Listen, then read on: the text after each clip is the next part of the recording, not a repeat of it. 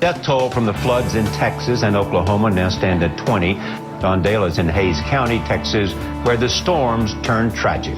This group of searchers from Texas A&M University-Corpus Christi got permission from the FAA to experiment with the use of drones in search operations such as this one. Drones getting more flying space over the Lone Star State.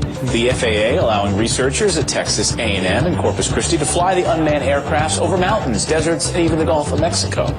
They'll then report back the data to the FAA, which develops the rules and procedures on drones. Testing drones for the federal government. The unmanned drone, known as RS-16, took off from a catapult in South Texas, went up nearly 3,000 feet over the Gulf Coast, landed safely on a sandy, dry lake bed.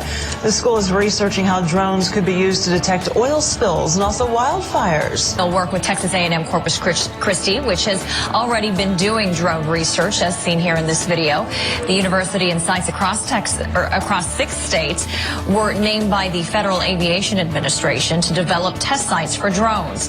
Unmanned aircraft are mainly used by the military, but businesses, farmers, and others are also making plans to join the market. Texas A&M Corpus Christi's designation as a testing site for UAV technology provided agriculture research a hands-on opportunity to integrate the latest technology into one of the oldest professions.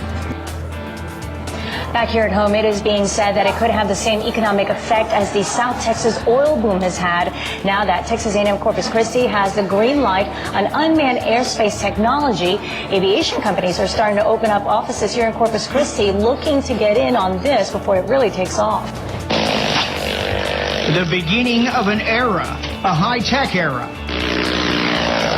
Researchers from Texas A&M University at Corpus Christi have been launching unmanned aerial vehicles, UAVs, from a test range at Sarita since 2011. Port Mansfield has something Sarita does not, a landing strip.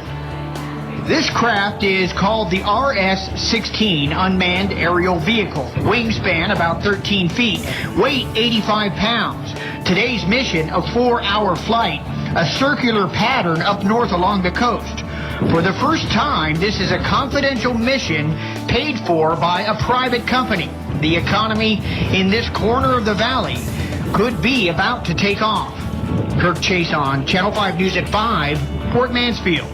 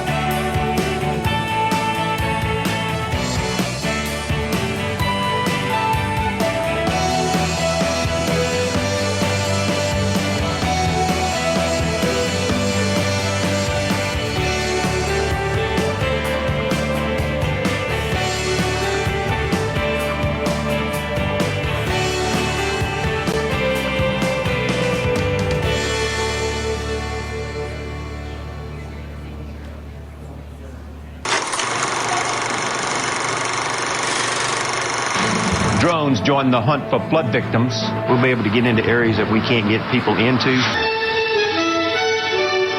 This is the CBS Evening News. Death toll from the floods in Texas and Oklahoma now stand at 20. Don Dale in Hayes County, Texas, where the storms turned tragic. This group of searchers from Texas A&M University-Corpus Christi got permission from the FAA to experiment with the use of drones in search operations such as this one. Drones getting more flying space over the Lone Star State. The FAA allowing researchers at Texas A&M and Corpus Christi to fly the unmanned aircrafts over mountains, deserts, and even the Gulf of Mexico. They'll then report back the data to the FAA, which develops the rules and procedures on drones. Testing drones for the federal government. The unmanned drone, known as RS-16, took off from a catapult in South Texas, went up nearly 3,000 feet over the Gulf Coast, landed safely on a sandy, dry lake bed. The school is researching how drones could be used to detect oil spills and also wildfires. They'll work with Texas A&M Corpus Christi, which has already been doing drone research, as seen here in this video. The university and sites across Texas, or across 6 states, were named by the Federal Aviation Administration to develop test sites for drones. Unmanned aircraft are mainly used by the military, but businesses, farmers, and others are also making plans to join the market. Texas A&M Corpus Christi's designation as a testing site for UAV technology provided agriculture research a hands-on opportunity to integrate the latest technology into one of the oldest professions. Back here at home, it is being said that it could have the same economic effect as the South Texas oil boom has had. Now that Texas A&M Corpus Christi has the green light on unmanned airspace technology, aviation companies are starting to open up offices here in Corpus Christi, looking to get in on this before it really takes off. The beginning of an era, a high-tech era. Researchers from Texas A&M University at Corpus Christi have been launching unmanned aerial vehicles, UAVs, from a test range at Sarita since 2011. Port Mansfield has something Sarita does not, a landing strip. This craft is called the RS-16 Unmanned Aerial Vehicle. Wingspan about 13 feet, weight 85 pounds. Today's mission, a 4-hour flight, a circular pattern up north along the coast. For the first time, this is a confidential mission paid for by a private company. The economy in this corner of the valley could be about to take off. Kirk Chase on Channel 5 News at 5, Port Mansfield.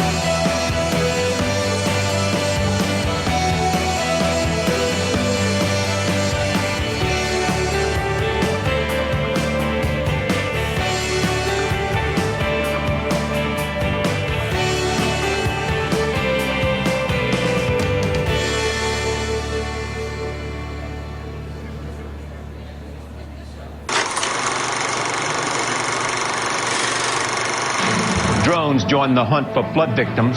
We'll be able to get into areas that we can't get people into.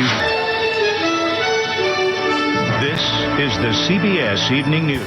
Death toll from the floods in Texas and Oklahoma now stand at 20. Don Dale is in Hayes County, Texas, where the storms turned tragic. This group of searchers from Texas A&M University-Corpus Christi got permission from the FAA to experiment with the use of drones in search operations such as this one. Drones getting more flying space over the Lone Star State. The FAA allowing researchers at Texas A&M and Corpus Christi to fly the unmanned aircrafts over mountains, deserts, and even the Gulf of Mexico. They'll then report back the data to the FAA, which develops the rules and procedures on drones. Testing drones for the federal government. The unmanned drone, known as RS-16, took off from a catapult in South Texas, went up nearly 3,000 feet over the Gulf Coast, landed safely on a sandy, dry lake bed. The school is researching how drones could be used to detect oil spills and also wildfires. They'll work with Texas A&M Corpus Christi, which has already been doing drone research, as seen here in this video. The university and sites across Texas, or across 6 states, were named by the Federal Aviation Administration to develop test sites for drones. Unmanned aircraft are mainly used by the military, but businesses, farmers, and others are also making plans to join the market. Texas A&M Corpus Christi's designation as a testing site for UAV technology provided agriculture research a hands-on opportunity to integrate the latest technology into one of the oldest professions.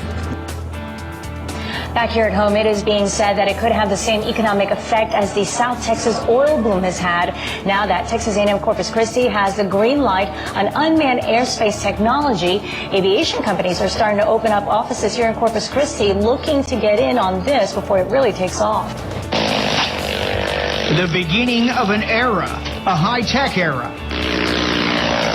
Researchers from Texas A&M University at Corpus Christi have been launching unmanned aerial vehicles, UAVs, from a test range at Sarita since 2011. Port Mansfield has something Sarita does not, a landing strip. This craft is called the RS-16 Unmanned Aerial Vehicle. Wingspan about 13 feet, weight 85 pounds. Today's mission, a 4-hour flight, a circular pattern up north along the coast. For the first time, this is a confidential mission paid for by a private company. The economy in this corner of the valley could be about to take off. Kirk Chase on Channel 5 News at 5, Port Mansfield.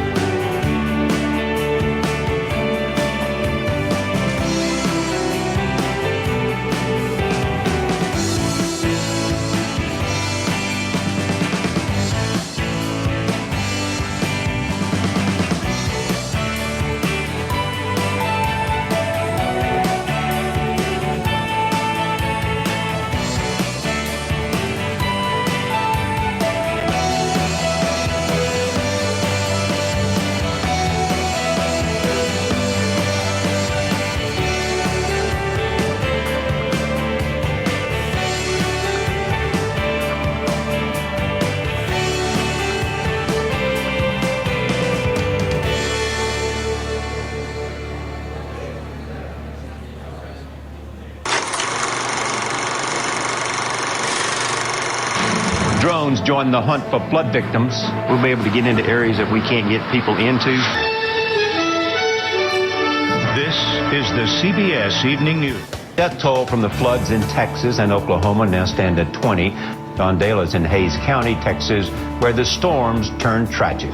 This group of searchers from Texas A&M University-Corpus Christi got permission from the FAA to experiment with the use of drones in search operations such as this one. Drones getting more flying space over the Lone Star State. The FAA allowing researchers at Texas A&M and Corpus Christi to fly the unmanned aircrafts over mountains, deserts, and even the Gulf of Mexico. They'll then report back the data to the FAA, which develops the rules and procedures on drones. Testing drones for the federal government. The unmanned drone, known as RS-16, took off from a catapult in South Texas, went up nearly 3,000 feet over the Gulf Coast, landed safely on a sandy, dry lake bed. The school is researching how drones could be used to detect oil spills and also wildfires. They'll work with Texas A&M Corpus Christi, which has already been doing drone research, as seen here in this video. The university and sites across Texas, or across 6 states, were named by the Federal Aviation Administration to develop test sites for drones. Unmanned aircraft are mainly used by the military, but businesses, farmers, and others are also making plans to join the market. Texas A&M Corpus Christi's designation as a testing site for UAV technology provided agriculture research a hands-on opportunity to integrate the latest technology into one of the oldest professions. Back here at home, it is being said that it could have the same economic effect as the South Texas oil boom has had. Now that Texas A&M Corpus Christi has the green light on unmanned airspace technology, aviation companies are starting to open up offices here in Corpus Christi, looking to get in on this before it really takes off. The beginning of an era, a high-tech era. Researchers from Texas A&M University at Corpus Christi have been launching unmanned aerial vehicles, UAVs, from a test range at Sarita since 2011. Port Mansfield has something Sarita does not, a landing strip. This craft is called the RS-16 Unmanned Aerial Vehicle. Wingspan about 13 feet, weight 85 pounds. Today's mission, a 4-hour flight, a circular pattern up north along the coast. For the first time, this is a confidential mission paid for by a private company. The economy in this corner of the valley could be about to take off. Kirk Chason, Channel 5 News at 5, Port Mansfield.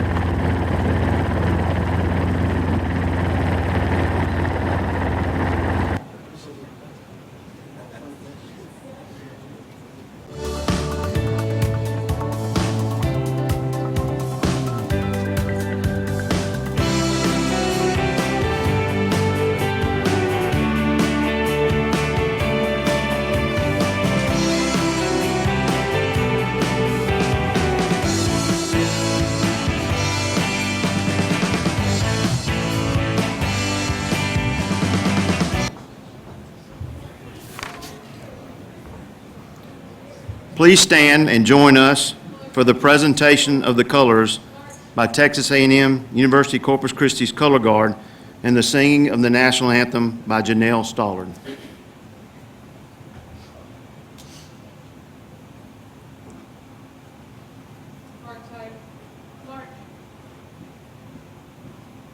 Color guard, hold, post. Present the colors.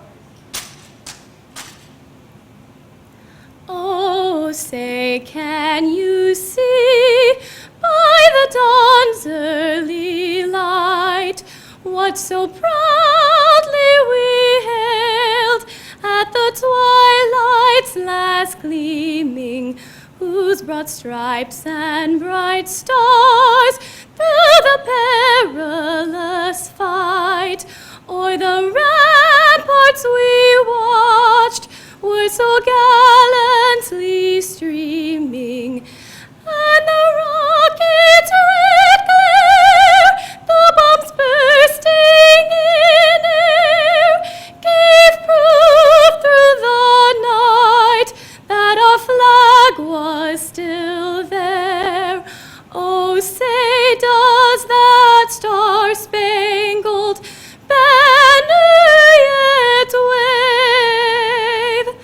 o'er the land of the free and the home of the brave? Order, colors.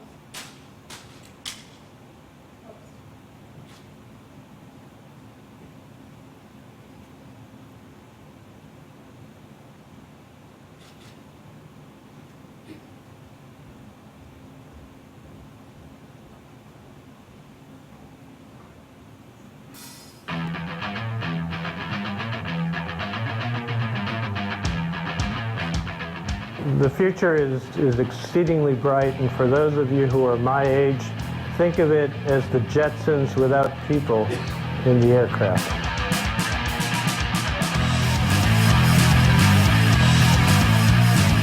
The strong points of the Texas A&M University system offering to the FAA including the clear airspace that we provide and the diversity that is provided in those ranges, including maritime operations, desert operations, and some high altitude operations as well. So this geographic diversity and this large size make for a tremendous opportunity for testing vehicles in a variety of different environments. All the unmanned aircraft systems that will be operating across different ranges will send information and data to the Command and Control Center here in Corpus Christi. These test ranges are where people are going to do tests that will allow the FAA to get the data they need to integrate these platforms into the national airspace.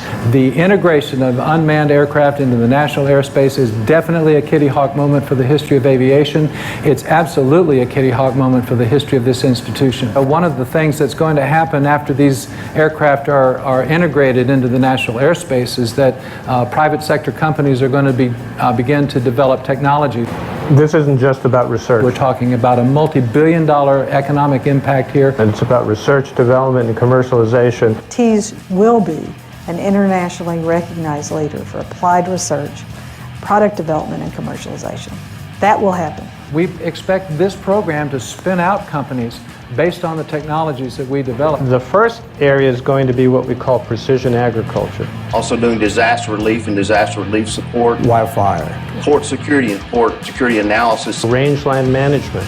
Oil spill, early detection. Detection of leaks in pipes. Precision farming, reduced water usage, and we know water is precious. There are over 300 commercial applications.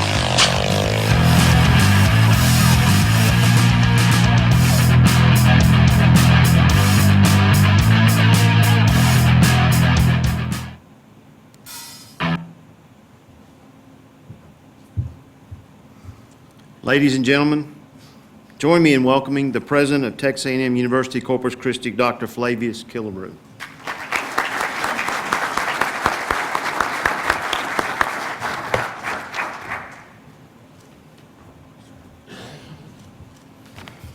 Thank you. We're glad you're joining us today for our public meeting.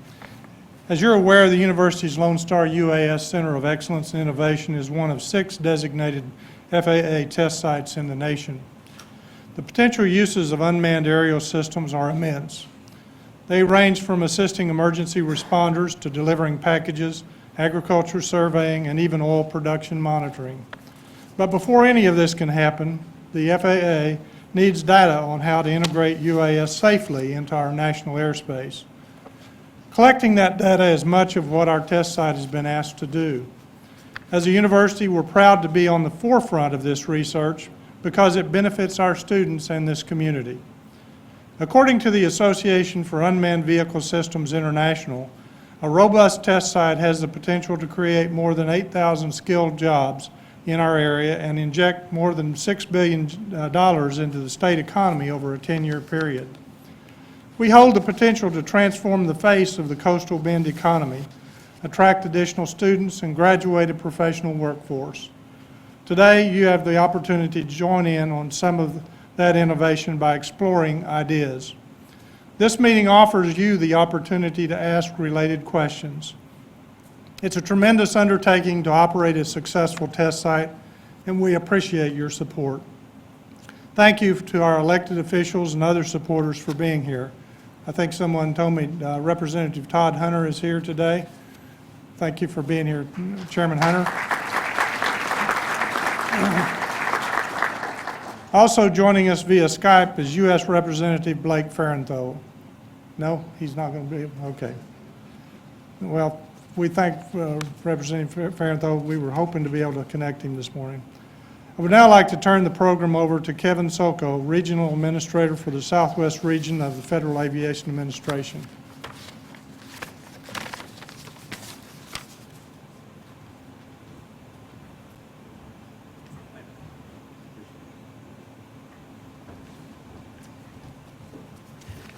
Thank you, Dr. Killebrew. I want to thank the Lone Star UAS Center of Excellence for inviting me to be a part of the public meeting today. And I was impressed. I actually visited this campus on August 15th, and it's a pleasure to return to Corpus Christi. It's a great day for Texas A&M University-Corpus Christi and an exciting time for the aviation community. Unmanned aircraft systems have grown in popularity throughout the United States in just a few years. It seems like every day this technology grows. What was once primarily technology for military use has become applicable for almost everything from agriculture to inspecting infrastructure to the filming industry. The UAS industry is growing quickly, and people in business want to be able to use this inexpensive technology to aid the work they do every day. This is especially true for the jobs that we call the 3Ds, dangerous, dirty, or dull. But as with any new technology, there are many things we don't know. Research needs to be done. Regulation needs to be put in place. There are a lot of questions to be answered before we can fully integrate UAS in the National Airspace System. The operations conducted here at the test site is just one of the first steps towards learning what we can do to make that integration happen. In 2012, Congress directed the FAA to establish 6 UAS test centers to conduct research and to aid the FAA in developing the regulatory standards. The test sites were chosen based on the diversity of geography, climate, ground infrastructure, research needs, airspace use, safety, and aviation experience. I'm especially proud of this site because I am a native Texan. Since the first Certificate of Waiver of Authorization, or COA, was issued in June of 2014, Texas has supported over 100 hours of UAS operations across 11 different ranges with no reports of incidents or accidents. They've developed a mission command and control facility, a mobile command facility to centralize data and to test UAS integration into the next generation of air traffic system. They've also provided crucial support to the FAA as we work together to upgrade the COA management system. Meanwhile, the FAA has been working to help the test sites offer even greater opportunities. This May, the FAA offered each of the 6 test sites a blanket authorization for public aircraft operations. This authorization now allows tech sites to conduct operations anywhere in the U.S. with the exception of restricted airspace and areas close to airports and heliports. Under this original blanket COA, test sites can operate small UASs weighing less than 55 pounds up to 200 feet. That authorization was expanded to 400 feet earlier this month. Operators must still fly during daylight hours and within line of sight of the pilot, but pilot requirements are now easier to satisfy. Test site UAS operators now need only a recreational or sports pilot's license and a valid driver's license to satisfy the medical requirement. All this work adds up to some pretty significant progress to advance UAS integration. The Texas test site has made key contributions from supporting NAS UAS traffic management programs to search and rescue in Central Texas. I'm sure that the test site team will go into more detail in the presentation to come. But for the FAA, it's clear that this innovation opportunity is very exciting for us. Since this site was announced in December 2013, U.S. test site provided a wealth of operational data to the FAA. Research flights conducted here contributed to the process of integrating UAS in the National Airspace System and will continue to play a crucial role as we continue to introduce this system into our skies. So once again, I want to thank the Lone Star UAS Test Center and the rest of the Texas A&M Corpus Christi family here for inviting me to be a part of this public meeting. I appreciate you taking the time to join us today, and we look forward to answering your questions. Again, this site is beneficial to the National Airspace System and to the great state of Texas. Now help me welcome Mr. Jerry Hendricks, the Executive Director of the Lone Star UAS Test Center. Come on up, Jerry.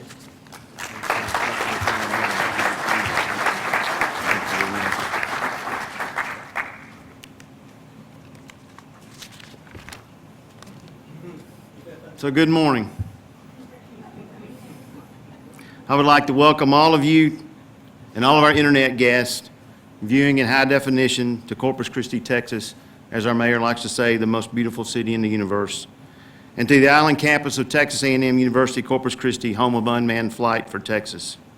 It's such an honor to stand before you today, along with our students, professors, researchers, colleagues, team partners, industry partners, and our team to tell you of this amazing year. We're excited to discuss the amazing research and innovation at the FAA-selected UAS test site, commonly known as the Lone Star UAS Center of Excellence and Innovation.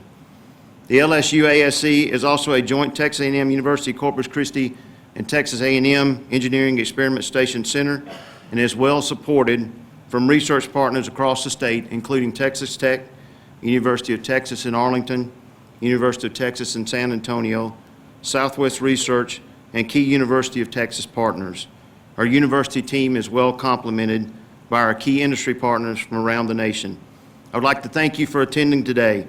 We have a great opportunity before us, so sit back, relax, and enjoy the meeting. Also, don't forget to visit our sister labs and our supporting vendors that are demonstrating just outside.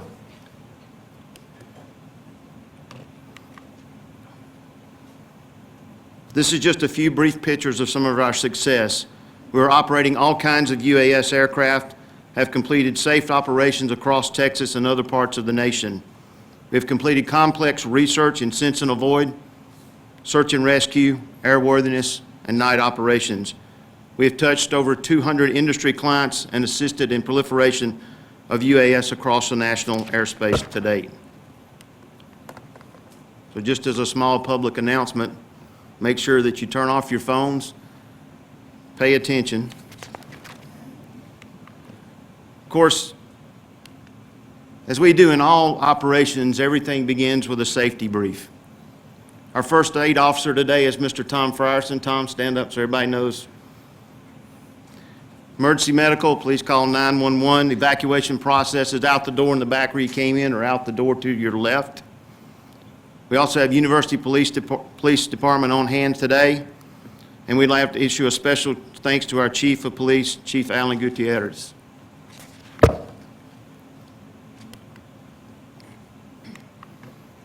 So for the next 25 or 30 minutes, we're going to march through this agenda talking about innovations and research success, our UAS vision for Texas, and then we're going to have a panel of experts that's going to field some of your questions and questions that we've received previously from across the internet. We'll discuss then way forward. Our challenges before us is the technology explosion, where the technology is way ahead of the process.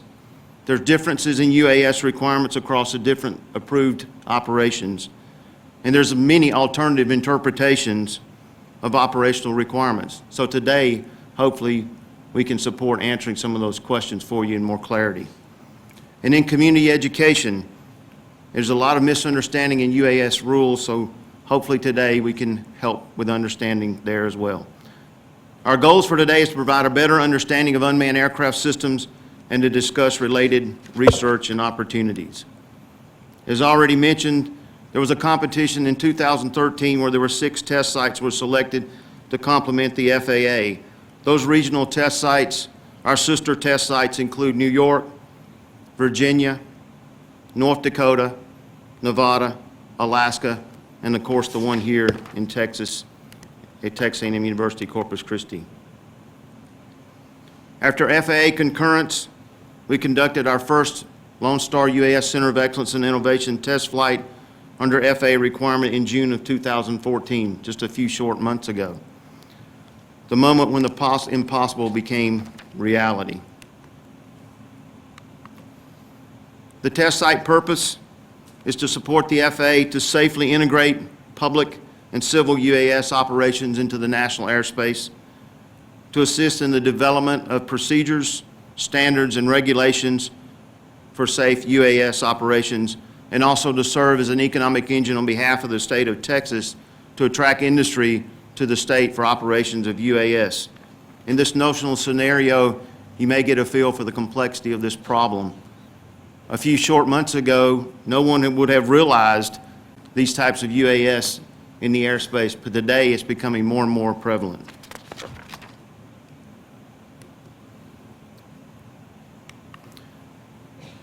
In order to be ready, it's important that we have and had sound business practice.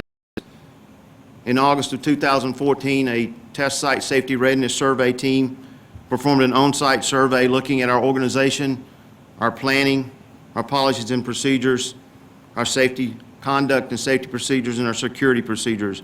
We were noted for having exceptional business development approaches. We were noted for our exceptional staff and procedures and our thorough standard operating procedures, as well as our security. Our operations is secure. We fall underneath FAA Order 1600. We're secure in our data and our communications, in our networks, also in our facilities, and if you visited, you've noted that, and also in our research.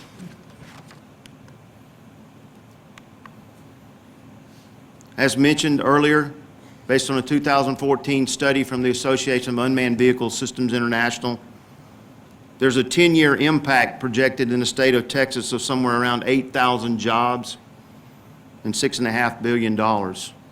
We already see in the commercial sector where Texas is second only behind California, and the number of commercial exemptions have been provided, identified as Section 333 exemptions. Some of our research accomplishments to date: we have over 307 hours of range operations, 73.2 hours of flight operations. As of this time in September, we still have other flight operations that we're conducting on a daily basis, and we'll be reporting those soon. All of our operations are 100% safe. We have flown with NASA, supporting their UAS traffic management operations. We have also integrated our operations with NASA's UAS traffic management operation, including the development of a detailed simulator that would allow them to stress their UAS traffic management solution. We also have flown with them recently and will fly again with them in November. We've also performed our first night mission. We supported one major customer with testing of UAS in an RF saturated environment for their specific business case, and we tested with a ground-based sense and avoid radar. Why Texas? This shows our operational locations to date and our planned operations across Texas, covering approximately 60,000 square miles, roughly comparable to most mid-sized states, for example, the state of Washington or Georgia. Our test ranges do support altitudes from 200 foot up to 18,000 foot.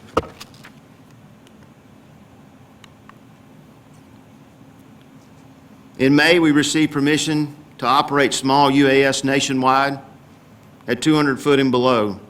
We put that work quickly together to support research, search and rescue activities in flood areas around Texas. In September, we received permission to operate small UAS nationwide at 400 foot and below, and we conducted a mission almost immediately for the oil and gas sector to generate geospatial data for the oil and gas survey.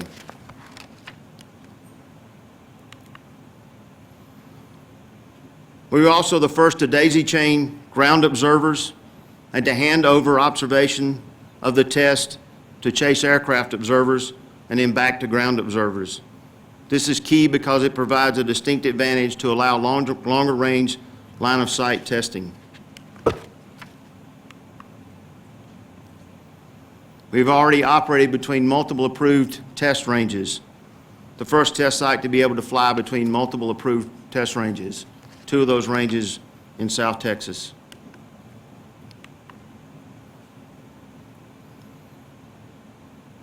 We were the first to use a ground-based detect and avoid radar in securing the test range. With the radar, we were able to identify birds and other aircraft in the test area, thus providing an extra layer of safety.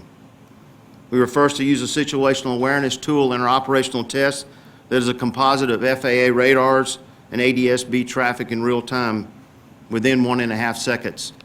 And we were the first to fly a larger aircraft. And now a lot of the other test sites are also operating larger aircraft. We've developed a mission control center here in Corpus Christi.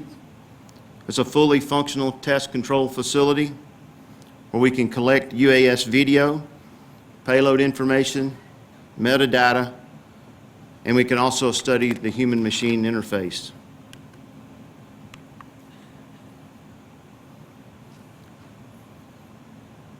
We were the first to fly and send data from our Mission Control Center to NASA's UAS traffic management system. These are pictures from our first demonstration of the UAS traffic management solution flying our Air Robot 180 at Ames Research Center on August 28th of 2015. And I'm proud to announce to you that we've been awarded multiple research grants from NASA to support their integration activities. We're working with state agencies and assisting them in the use of UAS for their specific needs. Some need fixed-wing, long-duration aircraft, while some need specialized payloads and rotary-wing unmanned aircraft. Today, we are proud to announce that we have a memorandum of agreement with several of these state agencies. In just a few weeks, we will be conducting joint operations and demonstrations for the Texas A&M Engineering Extension Service at Disaster City and College Station and working with Texas A&M Forest Service.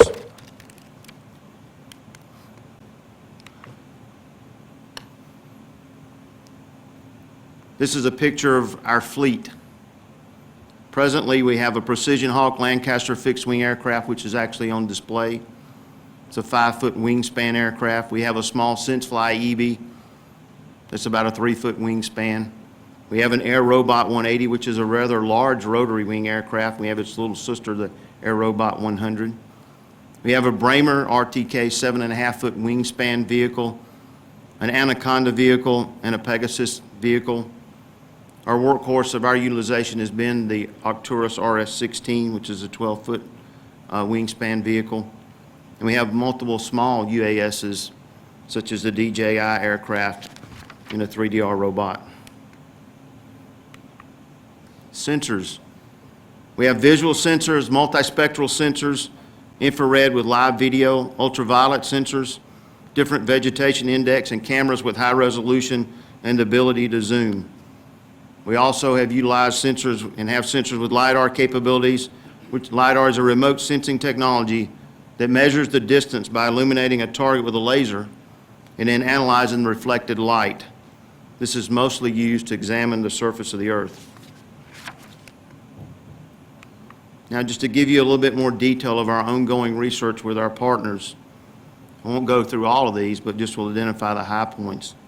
In flight operations, disaster safety research, the Lone Star UAS Center is working with Texas A&M's Dr. Robin Murphy of the Center for Robotic Search and Rescue, a sister center which is she is internationally recognized for her work in using UAS in disaster response and human-robot machine interactions.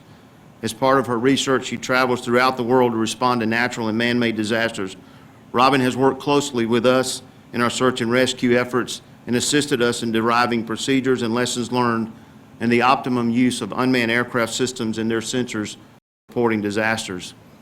We also work with TEAS and Dr. John Velasic of Texas A&M College Station in research examining intelligence motion video algorithms for autonomous soaring.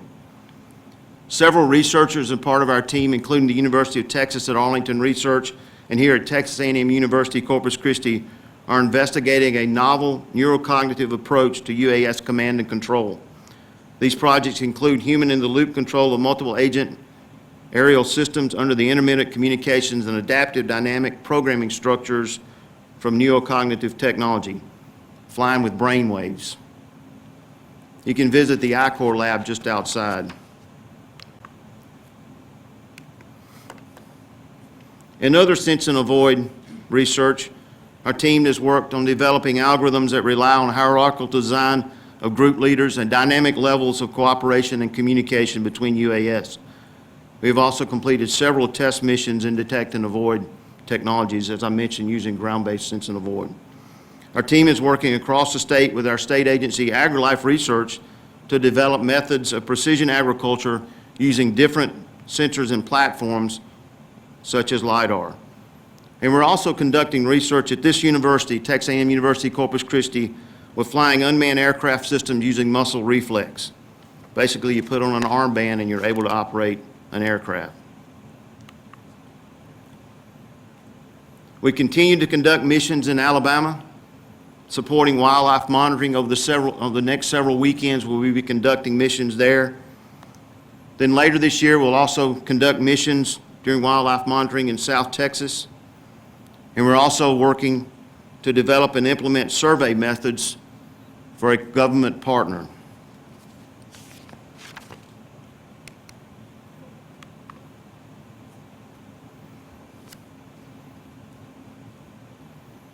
This is video from our search and rescue and recovery operations around Wimberley, Texas, and the Blanco, Hays, and Guadalupe counties. In this case, we were looking for anything unusual and unusual formations in and about the river. Notice the bridge immediately as we take off that's in the water. This video will loop, and you can notice also in the bottom left corner a Ford Ranger in the water. Many of the lessons learned we gained from these operations can benefit the use of UAS in disaster support. Ford Ranger is just there in the bottom left corner, and you can see the bridge.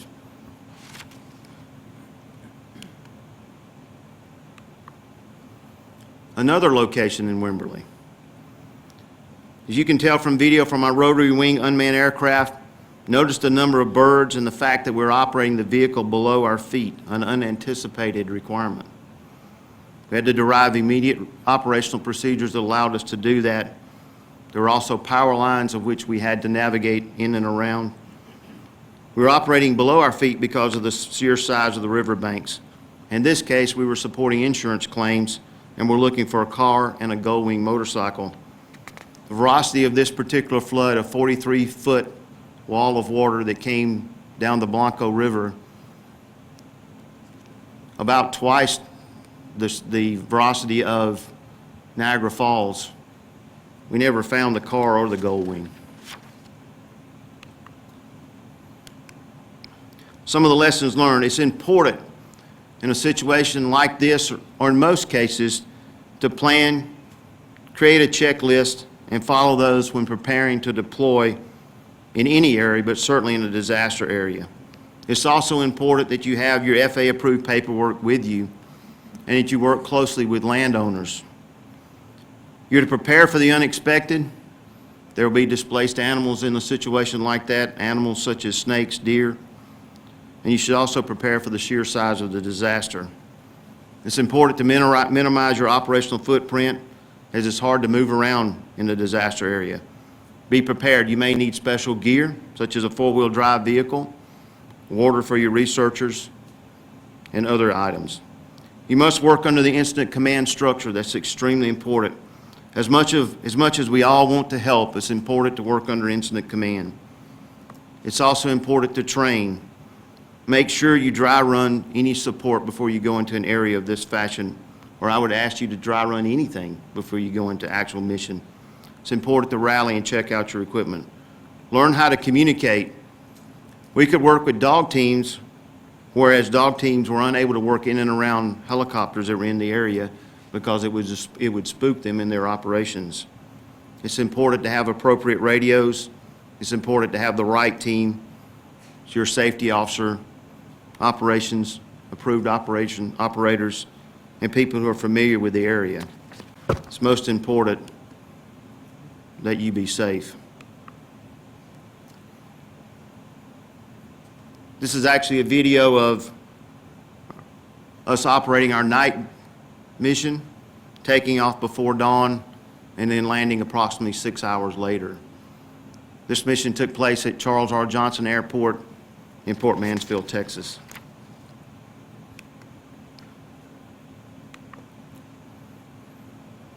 So why Texas?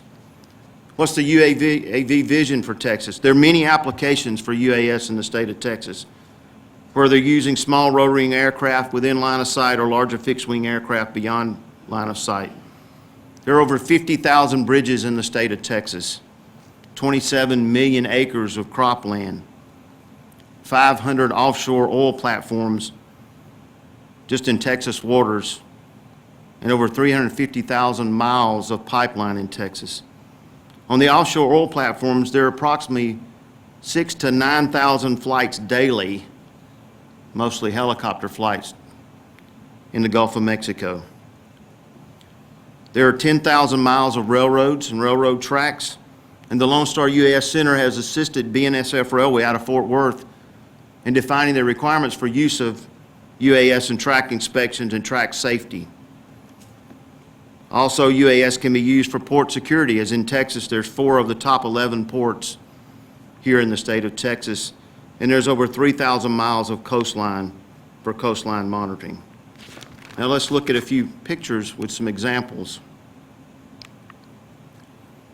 Maybe to assist in aerial firefighting, unmanned aircraft could be used to disperse fire retardants, to replace water dispensing buckets, or to replace air firefighting systems. We know UAS can also be identified with key sensors to identify hotspots in fires. Unmanned aircraft can support hurricane monitoring, as we work closely with a client whose aircraft was already designed for severe weather research.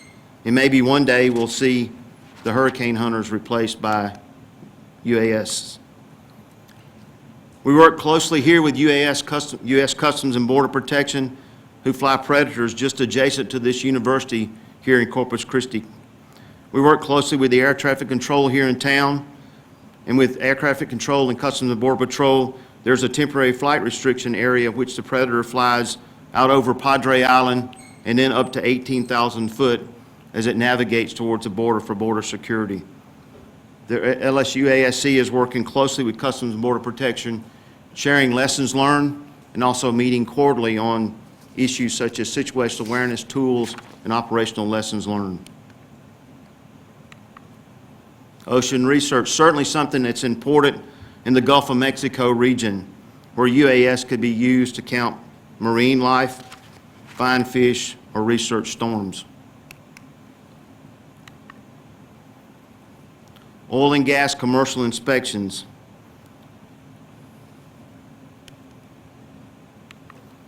For onshore operations, small fixed-wing aircraft can be used to survey for sites.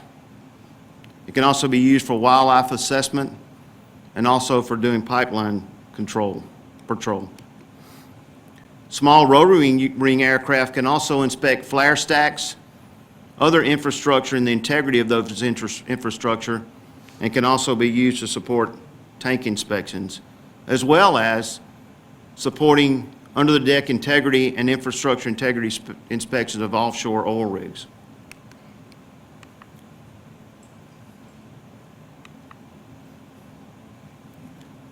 Medium aircraft and medium duration aircraft can also be used to support security of assets, offshore oil rigs, and also early detection of oil slicks. Cargo helicopter UAS. As I mentioned, the number of operations in the Gulf of Mexico each day, some of those that are probably cargo transport could be conducted by cargo UAS. There are over 12,000 people that travel to and from oil rigs monthly, with the farthest oil rig being over 225 miles into the Gulf of Mexico. Plant disease detection and disbursement of pesticides or irrigation is another use of UAS. UAS can also be used to judge growth rates or look at different species of vegetation, including invasive species. Precision agriculture, or possibly dispensing fertilizers. We're working with several entities that is conducting research in very unique methods in orchestrating maximum and optimum delivery. Rangeland management. UAS can be used to monitor wildlife and support rangeland management. We're working with several clients on wildlife management in field planning areas, mapping and survey, wildlife location, looking at migration patterns, wildlife management, and supporting anti-poaching. So how do we reach to the community at large? To reach for research and business case validation, we have set up an outreach campaign that has been recognized as excellent. Our strategy is embedded in segmenting the market and working closely with our public, our internal team of researchers, national and international industry. We're actually receiving quite a bit of international interest in what we're doing, including assistance in setting up test sites internationally. As you can tell, as mentioned earlier, we're already working closely with national stakeholders and with state agencies. As the market continues to mature, the LSU is steadily securing more and more business. The U.S. market is beginning to mature. At this point, we'll transition into a little bit more detail that will lead us to our question and answer sessions. So what's the path that someone needs to be on to fly for civil or money-making purposes? It's multifold, but the easiest process is what's called the Section 333 process. There have been over 3,000 Section 333 applications and over 1,500 have been approved. And as soon as I said that, there were probably others that were submitted and others that were approved. How many we're up to now? 4,000 applicants. So see, just from a few days ago, there's already been another 1,000. Section 333 is an exemption process set up by Congress to encourage faster commercial operations. One can also choose to go through a type certification program. We at the test site can't perform a type certification program, but we can certainly assist you if you're interested in that process by working with you to credibly conduct research and development that could assist you either in a type certification program or also through your Section 333 application.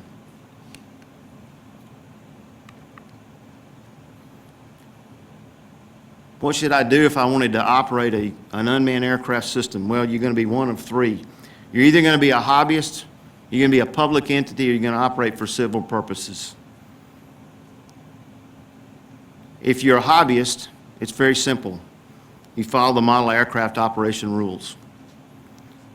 It's on the FAA's website. If you're a public entity or civil entity, it's a little bit different.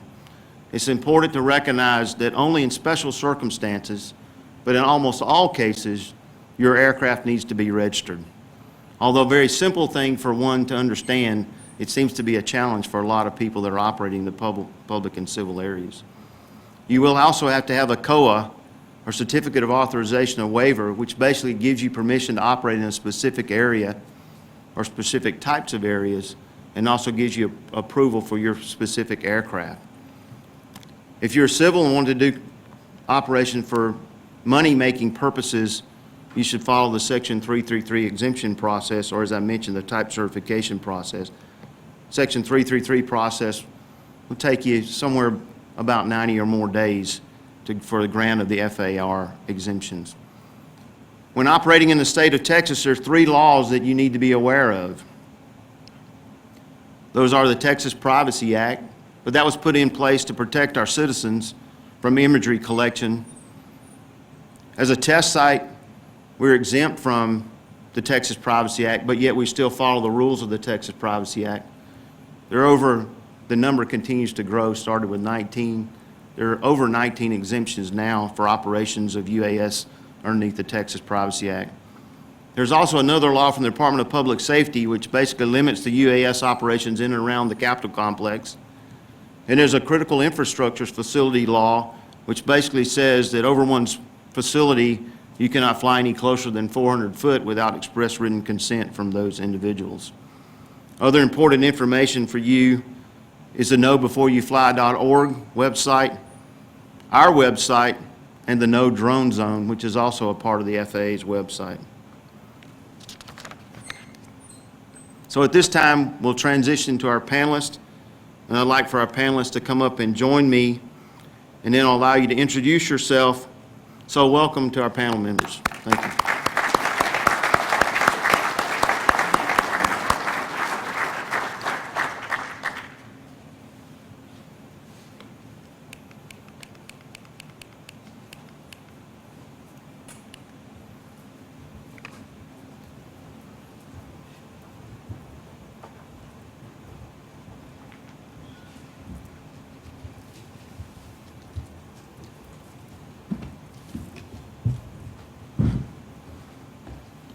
Our panel members are going to open with a few opening comments. Mr. Kelvin Soko. Thank you, Jerry. Again, this is a... Try it again. All right. Again, this is Kelvin Soko. I'm in the regional office of the FAA in Fort Worth, Texas, and I just want to remind everyone again, not only am I a native Texan, but also I grew up on the Gulf Coast, and I'm also a A&M school student, A&M alumni, Prairie View A&M. So happy to be here. And again, I wanted to the test site for participation with our programs, and also just wanted to let everyone know that Jerry Hendricks had a chance to come up and visit the regional office of the FAA and meet the other directors. And so thank you for joining us, Jerry. Thank you. Good morning. Good morning. I'm Elizabeth Soltis. Can you hear me? Morning.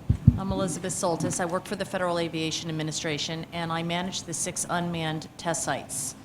I do need to make fun of Jerry just for a moment. I was recently at the public meeting in Alaska. We had a picture depicting the size of Alaska, and funny, they compared it to the state of Texas. So with that said, I am sure you can imagine what that picture looks like, similar to what Jerry has done with his picture. But I'm here today is really to tell you, everyone's asking, why do we need to go to a test site? What's special about a test site? So Jerry's depiction that there were 25 applicants across 24 states. What you don't know is that we, the agency, as well as DoD and NASA, evaluated 25,000 pages of proposal, over 300 airspaces. And to date, as well as when we first announced that we were going to select 6 test sites, there are an inordinate number of news releases nationally, and it hasn't stopped. There's something in the Federal Aviation Administration, as well as other agencies, called the Freedom of Information Act. We've received requests for information across the 6 test sites, well over 100,000 pages of requests across the 6 test sites. The FAA is very collaborative with their test sites. In that said, I would say the knowledge base across the 6 test sites is unsurmountable. We have a FAA concept of operations for unmanned integration. We've provided that to the 6 test sites, as well as we've decomposed this document. And what we found were 124 areas that were specific research areas that we shared with the test sites and continue to track with the test sites that they can help the FAA in integrating unmanned aircraft systems. Provided to the test sites Department of Interior training material and curriculum on how to better train your unmanned pilots. We had the DoD as well as NASA sit with the test sites as well as ourselves and discuss safety range management and provide the test sites with artifacts on how the Department of Defense and NASA manages their UAS ranges. We meet with the test sites every other week. We also come together with the test sites at minimum twice a year to discuss technical issues as well as research and development. As have already been discussed, we have provided the test sites 400 feet across the NAS, but across the test sites in general, there's 100 certificates of authorization or waiver with airspace access.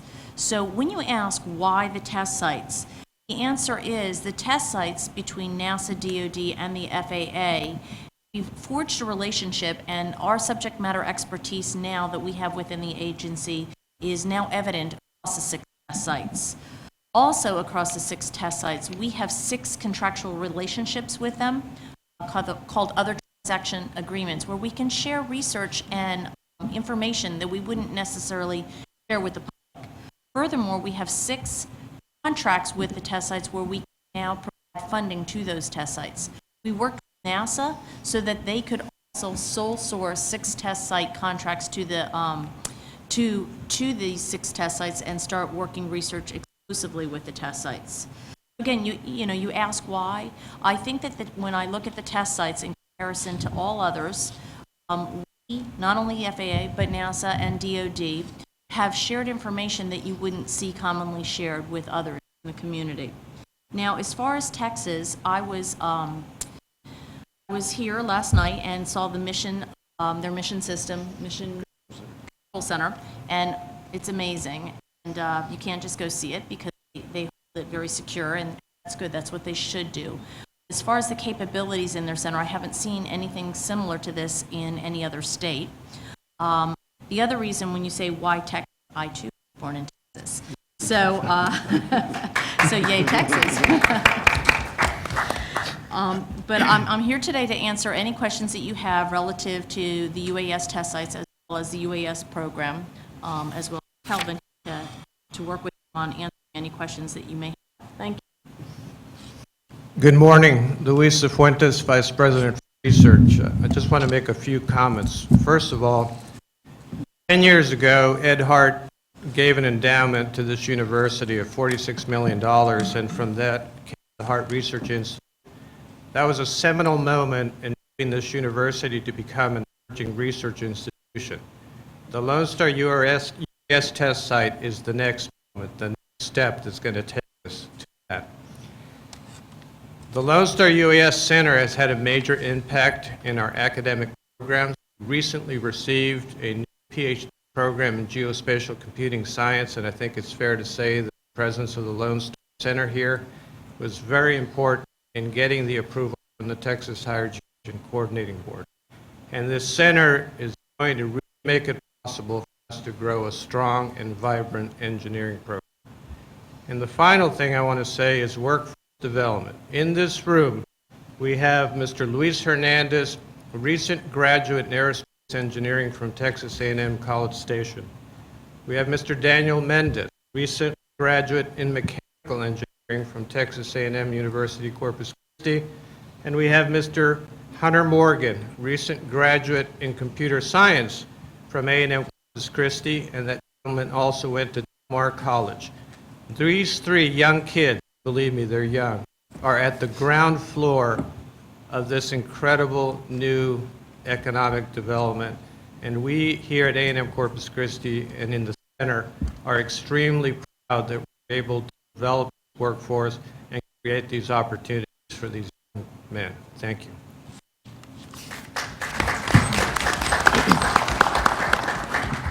Good morning. I'm the looking guy that should be behind me on that bayou there. But Al Davis, I'm the Deputy Director and the Chief Operating Officer of the Texas A&M Engineering Extension Service, and we do a lot of stuff across the entire Homeland Security enterprise domain. We're home to Texas Task Force 1, the Brayton Fire Training Field, Disaster City, which you hear a lot about, and we have a world-class Emergency Operations Training Center. In addition to our relationship with the Lone Star Unmanned Aerial Systems Center, and I must say I'm a Louisiana guy, but I'm dancing with the folks who brung me here, so I give a shout out to Texas. But when I first saw the acronym, being a retired Marine, we have a lot of confusing acronyms, I thought LSU stood for Louisiana State University. So thank you, Luis, for squaring me away. All a part of the SEC, right? Yes. But today we are. But in addition to our relationship with Lone Star, we also members of the National Domestic Preparedness Consortium, the National Cybersecurity Preparedness Consortium, and with the National Center for Spectator Sports Safety and Security. Most importantly, we have a great relationship with first responders across the entire state or public officers and the nation. So that's very important to us. We also are major training partners for DHS, okay? And we deal basically with the Homeland Security National Training Program. But in those areas, incident management, cybersecurity, critical infrastructure. And that is important. And when it comes to unmanned aerial systems, we firmly believe as premier trainers for first responders across the entire Homeland Security enterprise domain, there's a need for education to elected officials, senior officials, appointed officials, and private industry on not so much how we can certainly leverage, but also the challenge. Because you saw when Jerry spoke, we talked about the ethics that are involved in properly using unmanned aerial systems. We think there's a need for vetting and credentialing, not only of the folks that operate them, but the folks that control them, the air controllers. We also believe very firmly that it needs to be, this tool needs to be integrated into NIMS and the incident command system. NIMS being the National Incident Management System, because when we respond to disasters, everybody should be operating on the same sheet of music. It's not only a tool, but it's been identified as a threat. And when we talk about cybersecurity, there's also some vulnerability there. Lastly, I will close with saying, just as we have learned when we have dealt with a lot of natural disasters, from the whole continuum of preparing, mitigating, responding, and recovering, private industry and government needs to work together in this issue of leveraging and utilizing unmanned aerial systems. So that's my story, and I'm sticking to it, and I look forward to any questions. Thank you very much.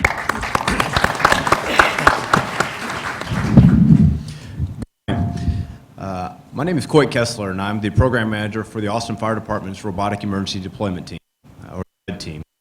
It's really simple. I'm the lucky individual that leads a very innovative and professional individuals for the Austin Fire Department. We're in the research and development phases of our program, and presently we're the first Metro Fire Department to have a certificate of authorization through the FAA to be able to begin our training process, and then hopefully move into an operational phase of implementing this technology into our emergency response. The vision of our program is pretty simple. It is looking at emerging technologies and plugging them in to improve the way that we do business. And I think that we can all see the great value. We had some wonderful videos behind us, and opportunities for unmanned systems in our workplace. And really, it's about working with the individuals here on this panel, working with the people that we support back home, and trying to figure out solutions to taking this technology to the next level.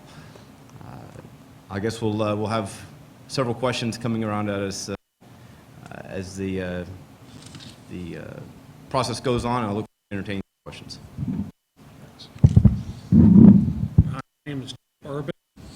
I'm urban engineering here locally. We have been friends of the university and associated with Lone Star UAS for a while. And when I say associate, I should just say that we help each other out whenever we can and share information. And one thing that Lone Star was able to do is back when the floods happened in Wimberley, we were able to come out and help out every single person in that house that got washed down the river. And we got in touch with Lone Star and jumped on the opportunity to come up and help. And when they did, it was one of the opportunities I think you guys got to operate under your 200-foot blanket. Correct. And thank you to the FAA for doing that. I think y'all had gotten the authorization the week before. That's correct. So that was wonderful to come up and do that.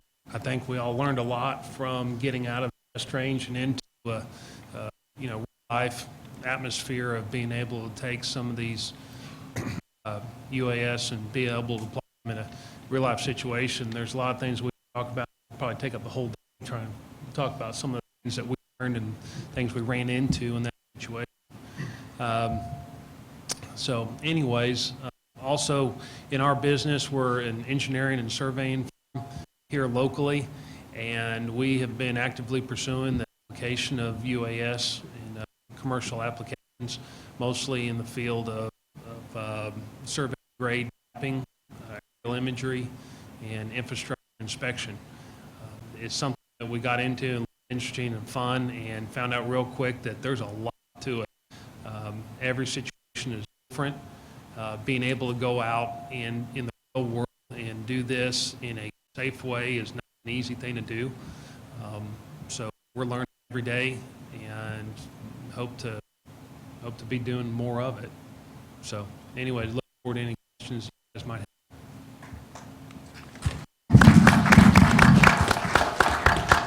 Good morning. My name is Trip Ryder. I'm an aviation director for Valero Energy Corporation in San Antonio.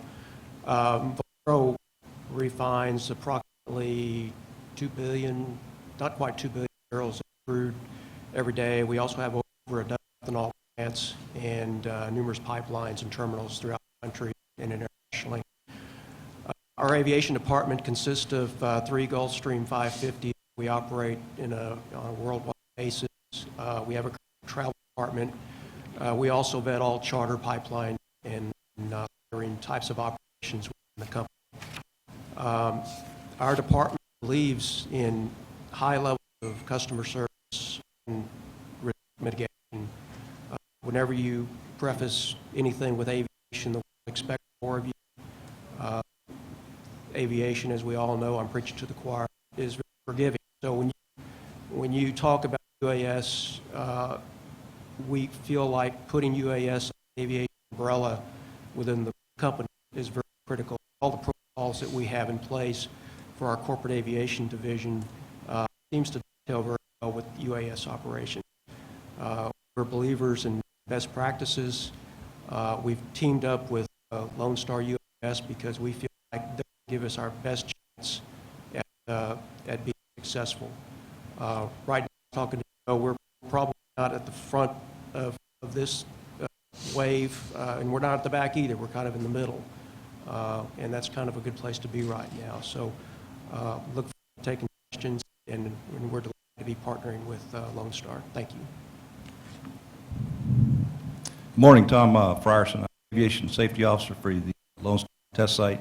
I started my aviation career here in Texas about 35 years ago as a young 16-year-old pilot navigating national airspace. Fell in love with aviation and continued my career in the military and got into the safety arena. And it's been an absolute privilege to be part of this program. It's a challenge every day, but I love a challenge. And I'm passionate about aviation safety. And I know our safety was mentioned several times. I certainly can't take the credit for all of that. I just get to manage the day-to-day operations. What we say here is everybody's a safety officer in this organization. So I'm looking forward to the continued success of our program. What you'll notice is aviation safety, whether it's aviation or ground safety, it's woven into the fabric of our processes, policies, and procedures here at the test site. And I'm looking forward to the continued support from our partners in industry and also DOD and state and local people.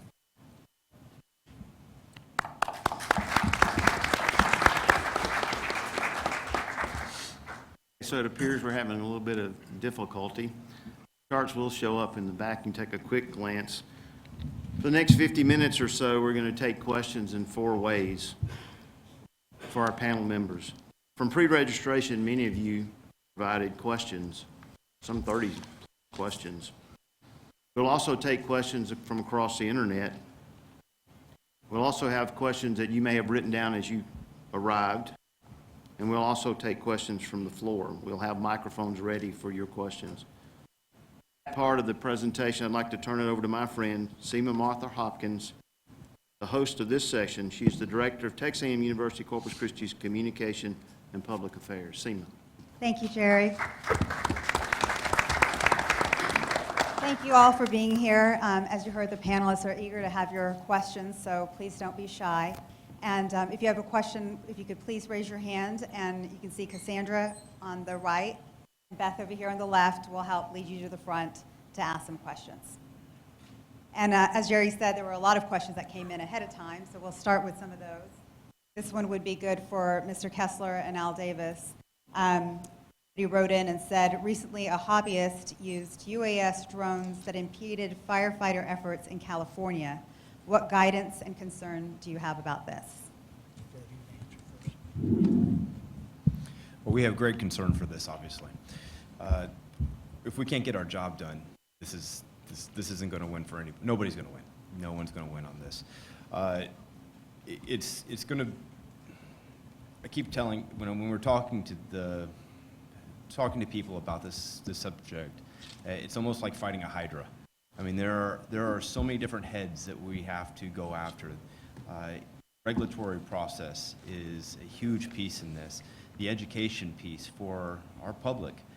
Those individuals flying the aircraft, I don't for a minute think that they want to go out and hurt us. But that's exactly what's going to happen. They're going to hurt us. They're going to hurt the process that's going to help people on the ground. I think we need to do a much better job with educating the public to what this kind of activity will do for us. We have partners in law enforcement, and we have ways of being able to help convince individuals that what they're doing is incorrect. And I think that we need to be able to work with our partners here at the table and the individuals that we work on the streets to be able to get that message across. I just want to very quickly add to Court's comments regarding the education piece. I think as we proceed along this continuum of the proliferation of unmanned aerial systems, I think by having elected officials and community leaders understand they can help that process. No piece of paperwork or law legislates common sense, first of all. And then secondly, for the first responders, because that's who we support. That's where, in addition to the public, main focus should be on. We feel that our joint partnership by this credentialing process, giving them a list of people who we know actually do what they need done, gives them more time to focus on the issue at hand, that is getting the fire out. And just as we've seen in other disasters where people will descend upon you wanting to help, sometimes they can be a hindrance if we don't get this process organized.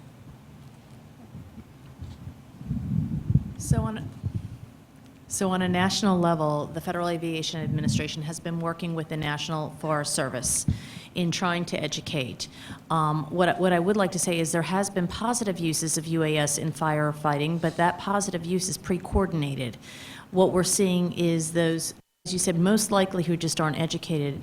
We've done things like Facebook, Twitter, and other social media to try to get the word out, but what we found is when you have large fires like we have in California, that sometimes they lose electricity, means to computers, et cetera. So it actually calls for firemen as well as policemen locally going around with pieces of paper and tacking them up in restaurants and other local areas. So even though we're in a social media environment, when push comes to shove, it's local, just speaking and talking to people. Thank you.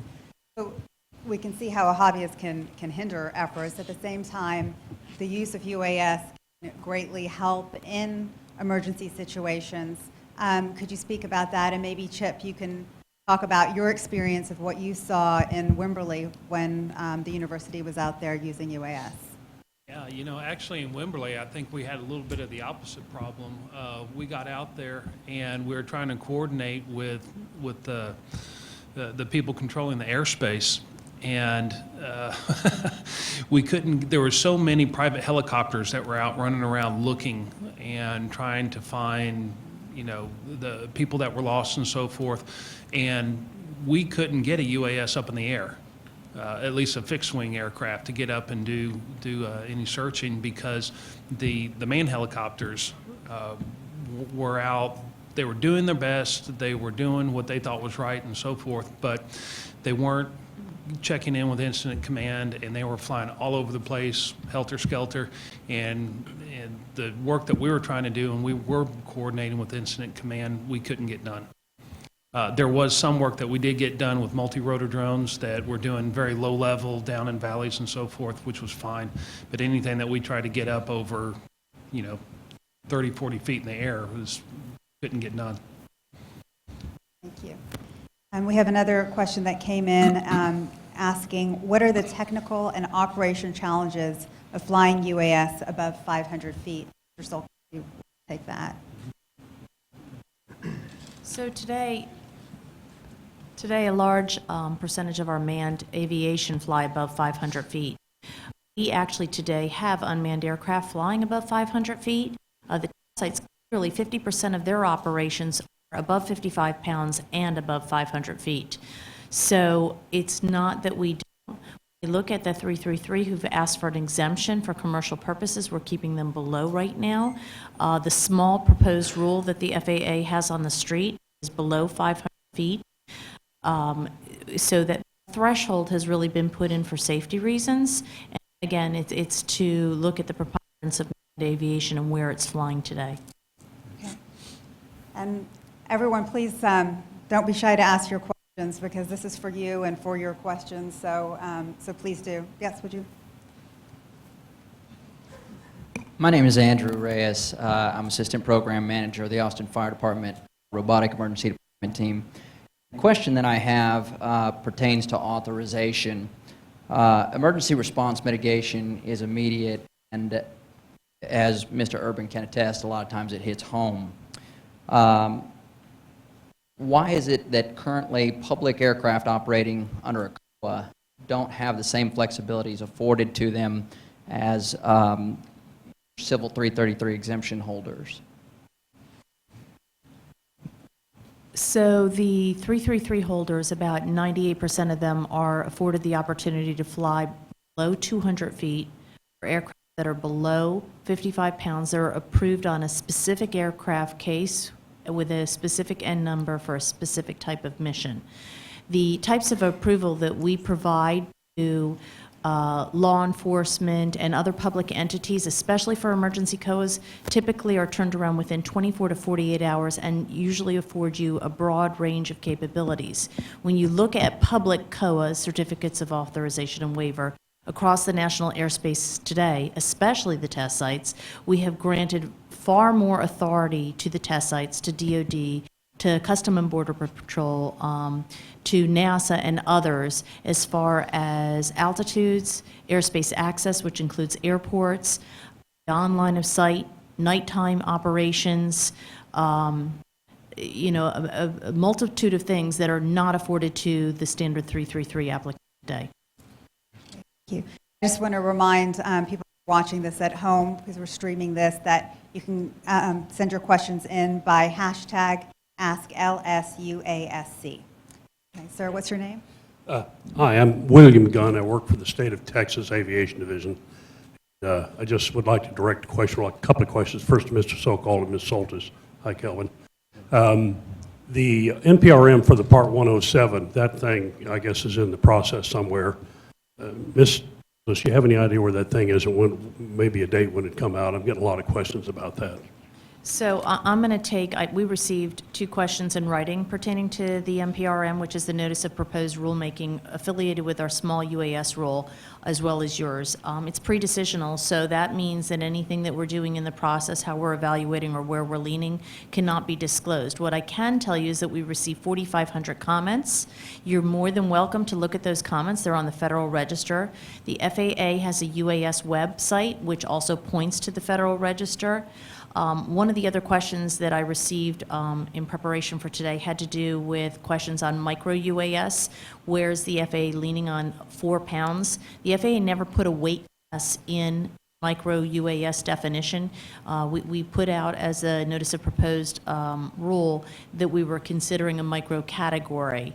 Again, we received 4,500 comments. We're working through those. It's an agency thought right now, and actually I can't say it's a promise, but it's an agency plan that our process and where we will go with it will be released from the agency to OMB and GAO before the end of the year or by the end of the year. It still has to go beyond that point. The other question that was asked, and since you brought up the small rule, had to do with certification processes and what we plan to do as far as training and what's required. Again, we put out in the notice of proposed rule our thought process then what you're able to do, like we're doing, is look at the 4,500 comments pertaining to it. It's pre-decisional, and that's as much as that we can answer in that realm as well. That's fine. If you tell me at the end of the year you're making progress, that at least gives me something to tell We people. absolutely are making Great. progress. Thank you very much. If I could just make one quick comment. The State of Texas Aviation Division deals with about 276 use airports around the state. These are primarily for general aviation. I work with Mr. So-Called quite a bit. They do airports like Corpus International and San Antonio. I'm starting to get questions now from my airport managers about operating UASs within the 5 miles, the 9157 advisory circular, and I know that's going to be in Part 107, and I'm generally telling them that you can make that decision. Generally, it's not aeronautical activity defined under contractual law, meaning they don't have a proprietary right to be there. But if they want to be there for a special purpose, the airport manager can deal with that. Would you basically agree with that statement? Yeah, let me add to that, Bill. I think the bottom line is we're encouraging all of our airport sponsors that have an interest in this technology to work, first of all, with the Lone Star Test Center. And you and I, we can talk about that off-site because, as you know, the same rules for controlled and uncontrolled airspace applies. And we don't want to interrupt the current public operations that are going on at the airports in the state of Texas. But it's good to hear that they're interested. But again, the capabilities here at Lone Star can help them vet exactly what they like to do. And actually, I'm sure the Test Center and Jerry would be happy to talk to some of the airport sponsors in the state of Texas. Thank you very much. Hi, Trip. Yes, sir. Thank you.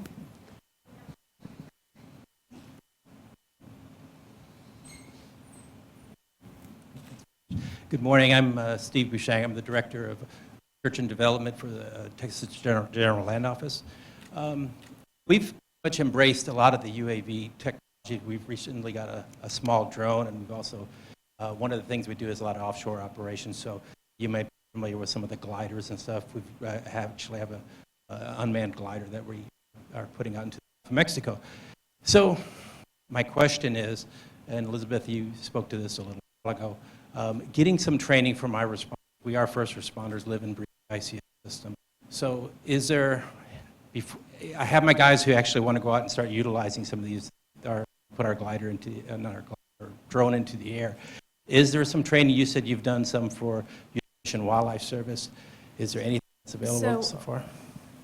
So what we did is helped get the word out as far as for fire protection, et cetera, working with others on informing, that not training, that trying to help perhaps the novice understand that they need to stay out of those airspaces.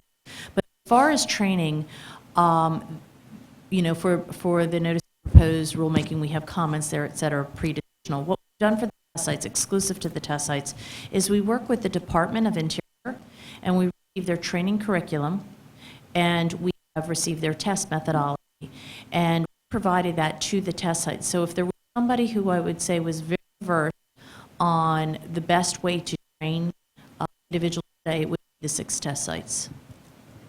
And the university here bring that in? I'll let Al answer a little bit, but I'll just tell you that there is a memorandum of agreement between Lone Star and Texas Engineering Experiment Station, and we are in the process of developing such training programs. Al? Dr. Fuentes, also maybe you can add and let everyone know about the research opportunity students have working with the UAS program and with the UAS on campus academically.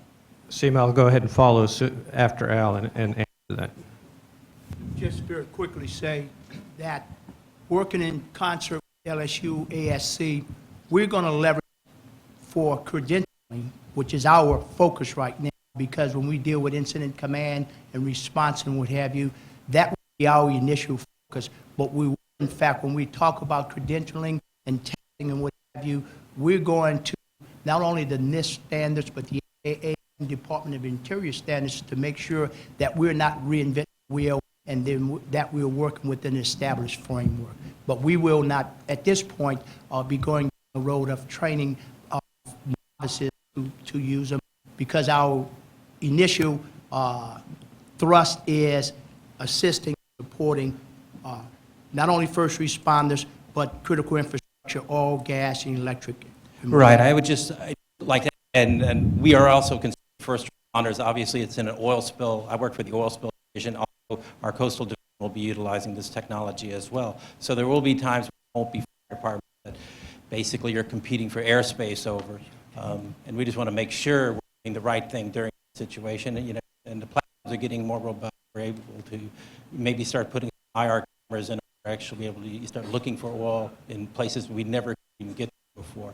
So, yeah, I think it's a big thing. And obviously, we work with TEECs all the time. They do a lot of training and that sort of stuff. But just want to make sure we're doing So let me offer another comment there. The commissioner was here just a week ago and met with us. He was provided a demonstration of the Mission Control Center.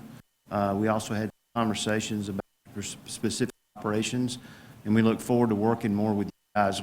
I'll mention one of my points is coming up later is we do plan to establish a center of excellence for training, and we will also train operators as well as work credentialing. So we look forward to working closely with you. So welcome to get started whenever you guys are. I have one thing to add to that, too, and that is as important as it is to get them trained for safety and procedures, make sure you're doing it right within the regulations. If you're going to do anything other than go out and take pretty pictures, you need to allow yourself a lot of time to, especially if you're looking at remote sensing, such as IR cameras and RGB cameras, which are pretty easy to use, and infrared, that kind of thing. There's a lot more to it than a lot of the manufacturers lead you to believe, and so we've spent probably 8 months of trying to fly everything every different way we can, figuring out exactly what it is and how it operates under every condition to make sure we can trust the information. And so anybody who's going to get out there and do that, I'd say give yourself plenty of time, grab it and just run out there and go. I'd like to add one as well. So I have to give Texas group here accolades. Although access to fly 200 feet and below for anything 55 pounds and below across the NAS, they had an emergency situation, and they could have gotten right up and fly, but they were smart enough and savvy enough through their safety management procedures to coordinate with those who were also dealing with the emergency situation. So others had access to the same airspace. We had TFRs up, et cetera. So they didn't get out there and fly because they had access. They did what they said, they discussed in their slides. They communicated. And what you don't want in an emergency situation, whether it's an oil spill or anything else, is that lack of communication with manned and unmanned, or just manned in general in the same space. So when you saw the on the slide, it's really true that they went and took that extra step. And get to Seema's question, one of the things that our president asked us to put the center together is ensure it had an impact on our academic programs and our workforce development. The 3 gentlemen I mentioned before were all interns in the Lone Star Center. We have an internship program that's going to continue, and I think it's going to continue to provide great opportunities. We also meet monthly with Del Mar College, our local community college, and are already talking about ways in which we can develop training programs at all levels, even eventually going down to the high school and impacting middle schools, camps, and so forth. Thank you. Another question that came in is, the question says, I have a unique idea and sustained funding. How can my company receive a Pathfinder program from the FAA? That's a great question, and I can say that, we don't stop anybody from coming to the agency, but we only have a specific bandwidth. We have been pushing everyone with great ideas to the sites. Really, through their OTR, quasi an extension of the agency with their knowledge base and being able to help and direct people with their research curriculum and being able to integrate them and supporting them and integrating into the NAS. We have about 15, okay. And about 15 more minutes left for questions, so please raise your hand if you have one. Please come forward. I'll come to you. I'll come to you. Good morning. My name is Pearl Wright, and my question is for Ms. Soltis.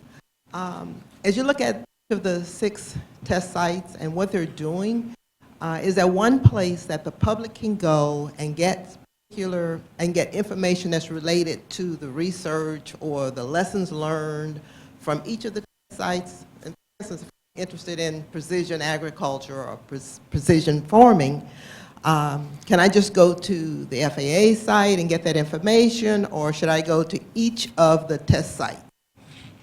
So the test sites are ever evolving. You know, what they plan to do today and what happens tomorrow changes. We have on the FAA website a point of contact for each of the 6 test sites. Each of the 6 test sites has a web-based portal with their capabilities, but it's best to get a hold of the test site in particular. There was an article in AUVSI this week, and it essentially talked about precision ag, and there's so many nuances with precision ag, and my favorite article that I read had to do with the state of Washington on ensuring that their cherries didn't get too wet because it affects the outside of the skin. And all the precision ag reports that I've looked at and read today to date had to do with infestation, not enough water, not too much water, but not enough water, and other types of things. And so why I'm bringing up the cherries in Washington is precision ag is such a broad spectrum of capabilities. You'd really have to talk about your specific nuance with the test sites to see, do they have the right lenses? Do they have the right post hoc analysis that you might need? It's a large word, and there's special capabilities that each test site might have. When the executive director finishes up on the way forward, he's going to give a bunch of contacts, and you're welcome to contact any one of them. We're working hand in hand with Texas AgriLife, and we'll find the right person to answer questions about precision agriculture. Another question that came in that might be appropriate for Tom Fraser. How close would you say we are to having the components of an ideal system in which a small UAS works beyond the visual line of sight, detects and avoids traffic, transmits data reliably to control stations, viewed as routine by air traffic control? Viewed as routine, we're not there yet. But we are in the infant stations, or the crawl stage, I would say, of doing beyond visual line of sight. And here at the test site, we're going to start doing some of that testing shortly. So crawl, walk, run for that type of beyond visual line of sight, but I think we're getting there. Okay. For Chip and Mr. Rydell, as businesses, how do you see utilizing UAS, and how can that make your business more effective? Sure. Valero, it's sort of a moving target. We suspect that we'll be using it for flare stack inspection. We got a call the other day to look at a drum at a Houston refinery. Hopefully, in the very near future, we'll be doing pipeline patrol with, GPS fencing and being able to integrate within the ATC system. That's sort of the holy grail for us. But we get calls from time to time with things we haven't really thought of. We had a call in the other day for just a roof inspection for a facility. So we make some assumptions about what we're going to be using it for, particularly with refining inspections, pipeline patrols, things of that nature. But there's always some things that we suspect will come out of left field that we haven't thought about. So it's important to us to have our processes and protocols in place, vetted a number of vendors, and make sure that when we get those requests that we're able to provide a high level of safety, risk mitigation, a safety management system, and a good customer service experience for our people. So, but those are, right now, the short answer is refinery inspection types of equipment, tanks, flare stacks, limited pipeline patrol. Probably what we'd be looking at, or what we would initially pursue, is topographic survey. And with the fixed wing aircraft that we have, we can fly it. We can get high resolution, low altitude aerial imagery that is far crisper than anything you'll ever find on Google Earth. It's a great aid in design. Also, from that imagery, you can develop point clouds that then develop three-dimensional surfaces from. It's great for design purposes. It's great for doing volume calculations in open pit mining, that sort of thing. Environmental compliance documentation. As far as rotary wing aircraft go, like you were saying, it's doing infrastructure inspection, bridges, refineries, things like that. there's endless applications. There's lots and lots of things we could be out there doing, and really look forward to the point where we can get out there and get after it and do it. May I just very quickly add, on October 28th and 29th, in conjunction with the center, we're going to be hosting at Disaster City a demonstration of urging UASs to do inspections for the oil and gas industry. And there will be a number of those members in that industry there.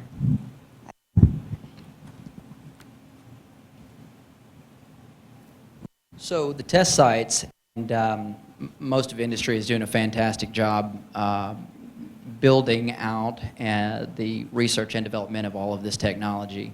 And in the interest of trying to create best practice, which we're all here to do, a question was asked earlier about a hobbyist flying and hindering emergency response. Have there been any suggestions made to the consequences and repercussions for individuals who are, A, either flying as hobbyists when they're not supposed to, or B, having an emergency response agency that is flying without the proper authorization under exigent circumstances? Have any suggestions been made to the FAA for that?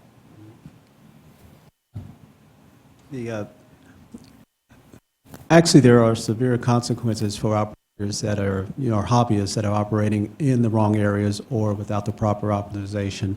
It could result up to everything from civil penalties to possible imprisonment. So that's why we're cautioning everyone, particularly hobbyists, to stick to the rule. And basically, the FAA has an advisory circular for hobbyists to follow as a guideline. We also have excellent information on our website. The Know Before You Fly webpage is a good resource for hobbyists. So we're cautioning everyone to pretty much follow that guidance if they are hobbyists. I've actually had recent conversations in the city of Fort Worth where I'm actually working with the city, and they're considering ordinance, for example, for some of the problems they're having actually in the downtown area or in the stockyard area. For the most part, when the city passes that ordinance, it would be severe consequences for operators that are not operating appropriately. So we recommend everyone follow the guidance very closely if they are a hobbyist. I'd like to add one thing. The person who's flying incorrectly may not be a hobbyist. It could be a 333 holder. It even could be a public entity. So looking at modelers and hobbyists, to, so to speak, throw them under the bus, it may not be them. So it's the naive operator. So I just want to make sure that we're clear that it's not necessarily the hobbyist who's in these environments. We have a question that came in following up on that from social media that asked, what are landowners' property rights if they see a drone flying over their property? Are drones allowed over my property? So the Federal Aviation Administration has jurisdiction of the air. That said, we see this question ahead as well, something similar at least. The reality is the specific nuances of specific airspace. In other words, if a state puts out a law that seems in direct conflict with the FAA, those specific questions are worked on a case-by-case basis. Thank you. We got this one in from Twitter from Michael Johnson. It says, if a public entity wants to do non-aeronautical based research with an off-the-shelf UAV, would you still approve a COA? If the question relates to public entities, so the public entity today is actually self-certifying whether or not they've done any maturation to the UAS or it's computer off the shelf. That is not something that the agency, the FAA, worries about. The self-certification through the public entity, they'd be worrying about that and looking at it. Hold just a moment. Can you guys speak to the types of research approved for entity research, whether it be a university or a test site related to research?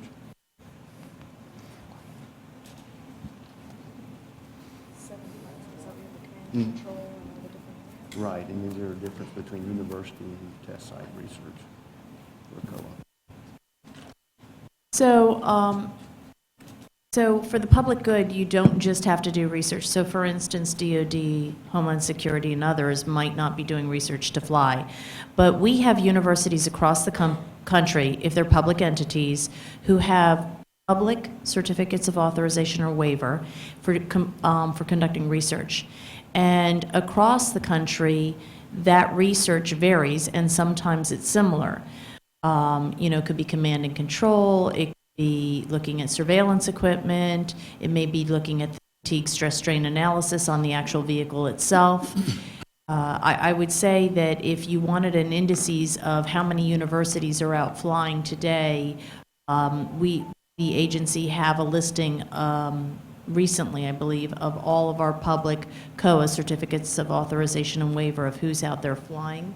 And there is some redundancy because we, the agency, aren't paying every public entity to complete their research, and some of the research has intellectual property associated with it, so they may not want to disclose what they're looking at. Most of the universities, though, that go down the path of conducting research are very collaborative. They conduct literature searches before they conduct research, and there's many forums in which they collaborate so they can understand who's working on what.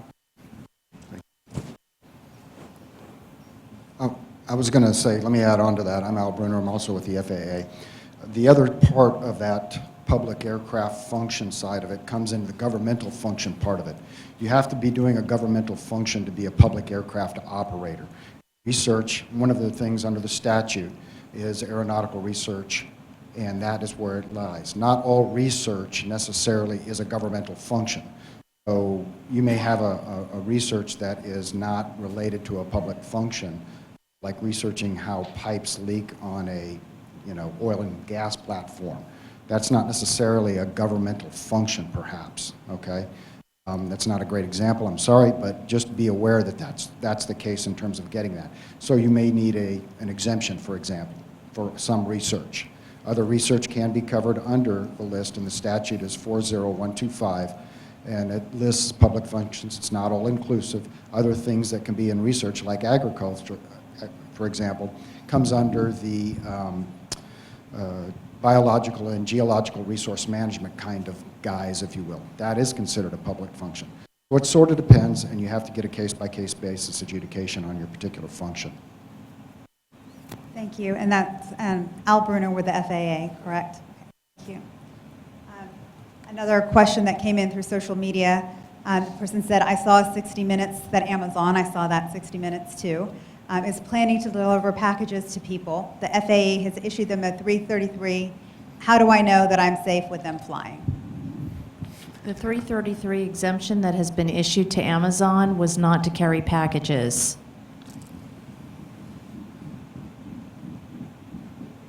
And another question that came in, Mr. Hendricks, is what is the test site doing to work with other state agencies in using UAS? Well, as noted in the presentation, we continue to work across the state, meeting with different state agencies. As I mentioned, we just had the General Land Office here recently.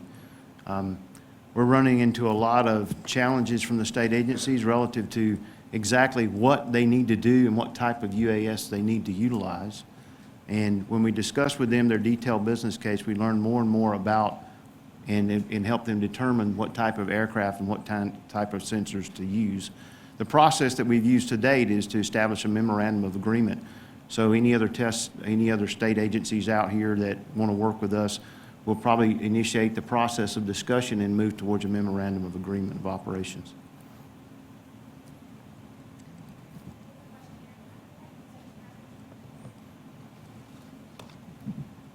Good morning. My name is Dan Corris. I'm the Interim Dean for Workforce Development at Del Mar College. It's been a pleasure to work with Luis Cifuentes and yourself, Jerry, in all our programs together. In fact, this question is towards the FAA. What we're doing is trying to figure out how to do certificates starting in high school. Our goal is to attach them to STEM programs and do dual credit and ultimately feed into the industry. My question for the FAA is, can you see the FAA developing a model of competencies across the nation so that items such as operations, maintenance, logistics, we have a set standard so that people coming in and out of one state to the next all recognize the same competency? Thank you. I think the simple answer is we don't know yet. In other words, there's still a lot of research going on through this effort, and the agency currently has educational programs, also STEM-related programs that are, of course, designed and geared for traditional aviation, as you know. So, I mean, the potential is there, but quite frankly, we don't know what we don't know yet. Also, if you look at the amount and types of UAS and how quickly they're coming off the assembly line with changes, when you look at a standardized maintenance program across the country to help high school students, and that change is happening that quickly, I question how we, especially maintenance, how we could keep pace with the changes to the actual vehicles. Let me add something here. There's certainly a lot of best practices that we've already derived from operations within the test site, certainly from a safety process. I think it's important to push safety down as far as we can, even into high schools. You may think that these things are easy to use, when in actuality they're not. We have many stories of individuals who have acquired UASs for their birthday or for whatever, and they fly them the first time, and that's the only time because they lose them. And so that's happening. So now's a good time for us to start at the lowest level with education of not only from a safety operation standpoint for operational procedures, but also just the fundamentals of aeronautics and aerodynamics of utilization of UASs. So I think it's a good time for us to do that, and we certainly can share all of our detailed lessons learned with you more. We, Texas A&M University-Corpus Christi and the Lone Star Center, we ran a summer institute with high school students, and I can report, and these are Xbox kids, I can report that one of the things they said unilaterally was, wow, it's so much harder to make this work than we thought it was. And we have a table outside that it shows some of the results of that. Dr. David Bridges and Joe Miller, where were you guys? You guys were here earlier. I saw you earlier. Yeah, and so they conducted the Summer Institute for us, and it was a great turnout. Matter of fact, we had to turn kids away. And so the plans for the coming years are to broaden it to cover a larger number of elementary and high school kids. Hello, I'm Dana Sharp. I'm just a private citizen, but I have some concerns about UASs. We've touched on some of them. The privacy issue was brought up in some of the slides, but we really haven't talked about that very much. And the safety issues related to, we've had several drones in the area that have crashed into power lines and to other equipment. And then, in regards to that, too, there's a lack of accountability, because a lot of the drones that have been reported in the news as to crashing into power lines and other people's property, they don't know who owned the drones and who caused thousands of dollars of damage. And so I'm hoping at some point there will be a registration process for drones, so that if somebody crashes their drone into somebody else's business or equipment, that there can be some kind of financial or legal accountability. And so that's one of my concerns. And then just the privacy issues, because I know private investigators that are using drones, and I don't know if they're doing it legally or not, but I have concerns in that area. And we really haven't talked about that much today. Mostly it's been about commercial applications. So if y'all could address that, I would greatly appreciate it. So I'm going to start with at the federal level. Before we selected the 6 test sites, we went out on the Federal Register, and we wanted to understand nationwide how people felt about privacy and what we should hold the test sites to. We received several hundred comments, and what we did with the test sites exclusively is we held them to a pretty high standard in making sure that the community at large, where they were operating, were informed about what they were up to. They're supposed to hold public outreach sessions at least once a year, and anything, their rules, procedures, et cetera, should be publicly available. We, the agency, said we would use the test sites as a means to better understand where we're going with privacy. In the meantime, February this year, the President issued a memorandum putting NATIA, which is the National Telecommunications Agency, in charge of looking at privacy and UAS in total, again, at the federal level. We, the agency, held webinars and public outreach we held a webinar and a public outreach session prior to selecting the test sites. But NATIA is holding 3. I believe either 1 or 2 have been held to date, and they have them where you can call in, et cetera, where they're trying to get public comment. They also are holding a request for comment on the Federal Register nationally. Each state also has their own specific rules, and I know that Texas is going to want to talk about those today. So this is, I know you asked a lot of questions, so I'm just hitting on privacy right now. So at the federal level, we are looking at it, and we, the FAA, are not the only ones. Right now, the lead agency is NATIA, and we're supporting them on that aspect. But as far as Texas, Jerry or whoever you want. Can I add to that, Liz? Thanks. Also, that's a great question. Real time as we speak, in my office in Fort Worth, we have a regional operations center. It's a 24-hour command center. And basically, all law enforcement in the state of Texas and all law enforcement pretty much in the central service area from the Gulf Coast to the Canadian border, they have our phone number. And basically, if there's any incidents with UASs, that is logged into that command center. Every morning when I walk into my office, the first thing I have on my desk is a list of all incidents that we've had in the central service area. The point is we are watching, and we're working very closely with local law enforcement if there are any infractions. Now, this is an emerging technology. You're absolutely right. We have the same concerns that you have. It's just like any other law enforcement investigation. When something happens, we have to try to basically, law enforcement has to commandeer the equipment, look for any identification associated with it, try to track it back to who it belongs to, and then from that point, it's investigation, and I don't know the outcome. But, you know, I just wanted to offer that to you, that we are watching. We have the same concerns that you have with the incidents with UASs. Let me add to this. Appreciate the question and the concern. More and more on a daily basis, we're hearing of these situations, whether it be the inability to operate the aircraft correctly causing those incidents, certainly dealing with technology advancing more rapidly than the process that we discussed earlier. And we're also dealing with a society who really doesn't want to be regulated in this area. We are all for safe operations and the appropriate regulations, and everything we do follows those kinds of regulations and those safety processes, and we encourage that across the nation. Hi, good morning. My name is Darrell Lee. I'm a 333 holder, entrepreneur. Test site, what are the costs involved with using a chaser aircraft? That's the cost.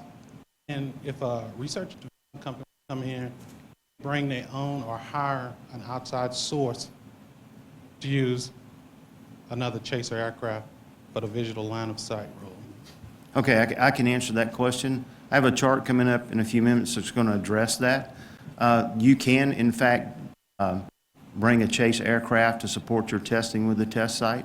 We also provide that. One of the lessons that we have learned is that it's inefficient, unsafe to utilize a fixed wing aircraft for chase purposes. So we utilize an RS-22 helicopter for purposes due to airspeed of UAS that we're having to chase relative to staying within line of sight.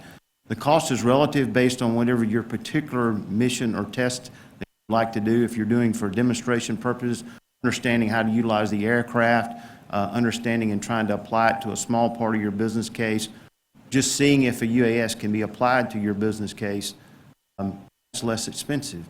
If you're wanting to build a repertoire of research and development and detailed operations, build credibility to go after a type certification or more business in a type 333, then it becomes more costly. It also depends on where we deploy, the length of the mission, and whether or not we have to do certain things in data collection.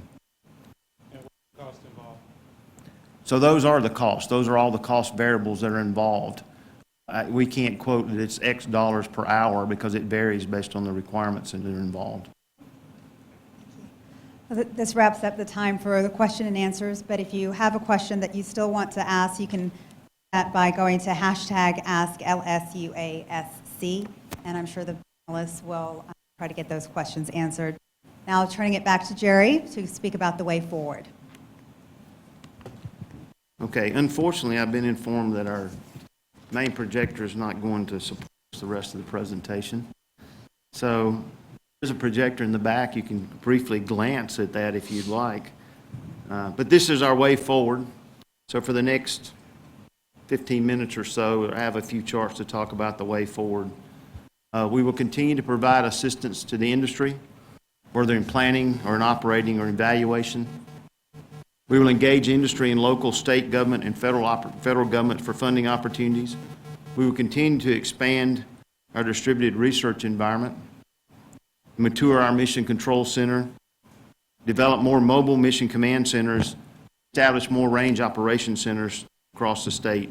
We will adapt research infrastructure to address diverse research, including beyond visual line of sight. And we plan to stand up and establish a UAS Training Center of Excellence and Innovation. And we're also going to engage our newly named advisory group. Incumbent on us to get it right, all of us, to play a part.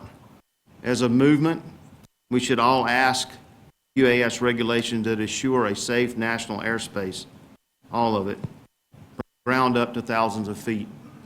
We should not accept those that do not follow appropriate safe procedures or allow their aircraft on return to home to fly into someone's house or property. It is incumbent on us as citizens to also be diligent for safe operations.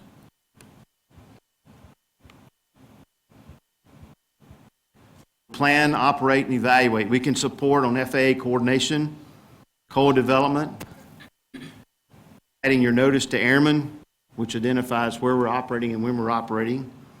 We can help you establish a flight readiness review process. We've worked with some Section 333 holders who had great processes and procedures but never did a flight readiness assessment or even a pre-flight checklist before operations. Some do. We can assist with the daily brief process, safety reviews. We can also help with Section 333 applications, and we have integration labs that allow you to come test out UASs and also payloads. We can support utilization and operations with our 200 and 400-foot blanket COAs in a particular business case. As I mentioned recently, in the 400-foot operational area, we were supporting oil and gas interest in a particular business case. We have the rest of our Texas ranges, which allows us to operate at higher altitudes, some up to 18,000 foot if necessary. We do have certified operators and can assist in training. From an evaluation standpoint, we do have data regression tools, and as Dr. Luis C. Fuentes mentioned, a geospatial computing science doctoral program here at the university with a great reach to that program to assist you in your operations.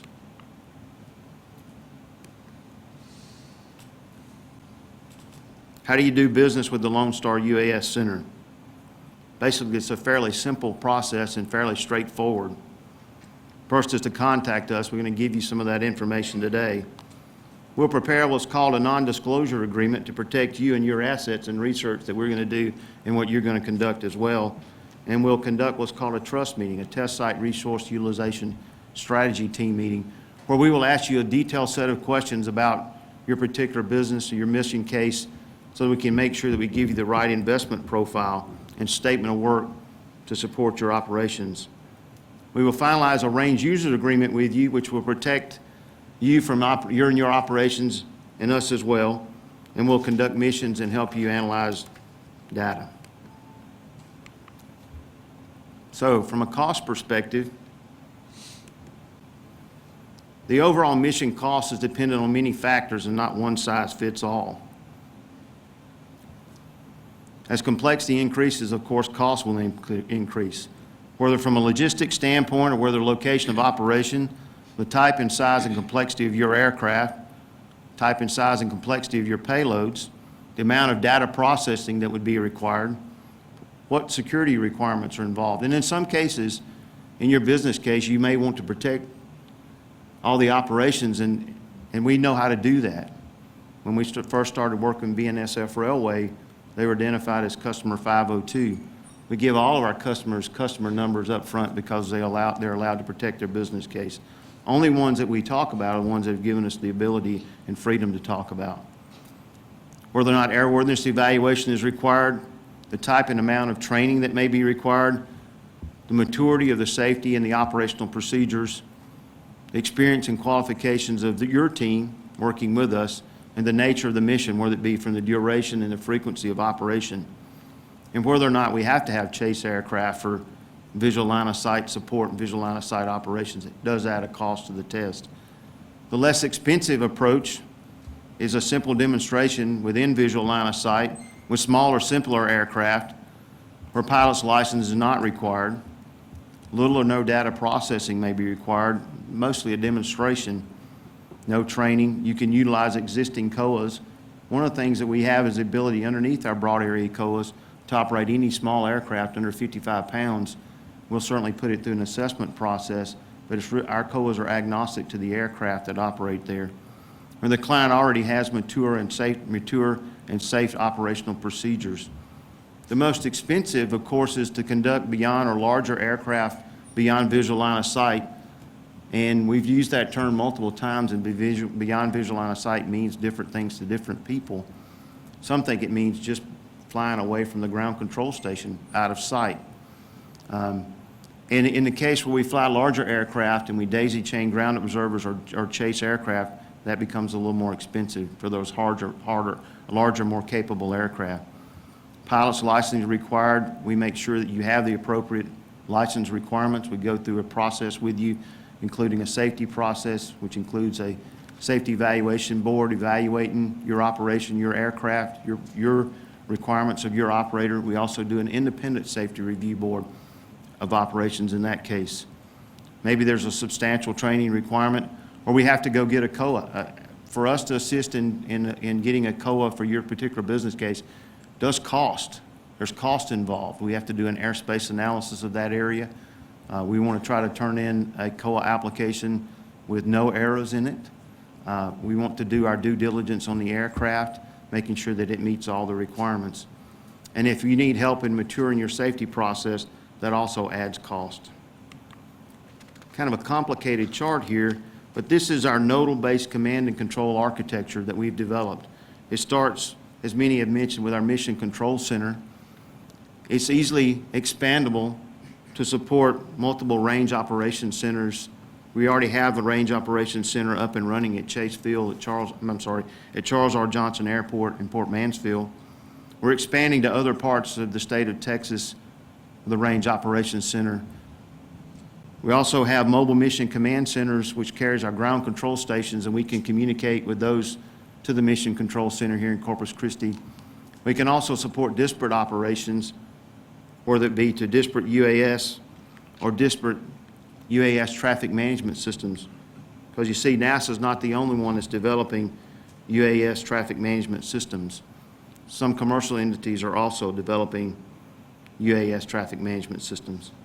This architecture can support traffic management. It can support detect and avoid architectures, and it's easily scalable. It's also quite redundant so that we can gather information to the command center from multiple range operations centers through multiple sources. Our architecture is scalable and offers a national solution that will help assure safe operations. We'll first start with the state. We'll broaden to the region. We'll look for specific applications such as detect and avoid in mixed airspace operations. We'll then broaden that by putting an integrated system together which utilizes satellite communications and also multiple tools such as range radar tools.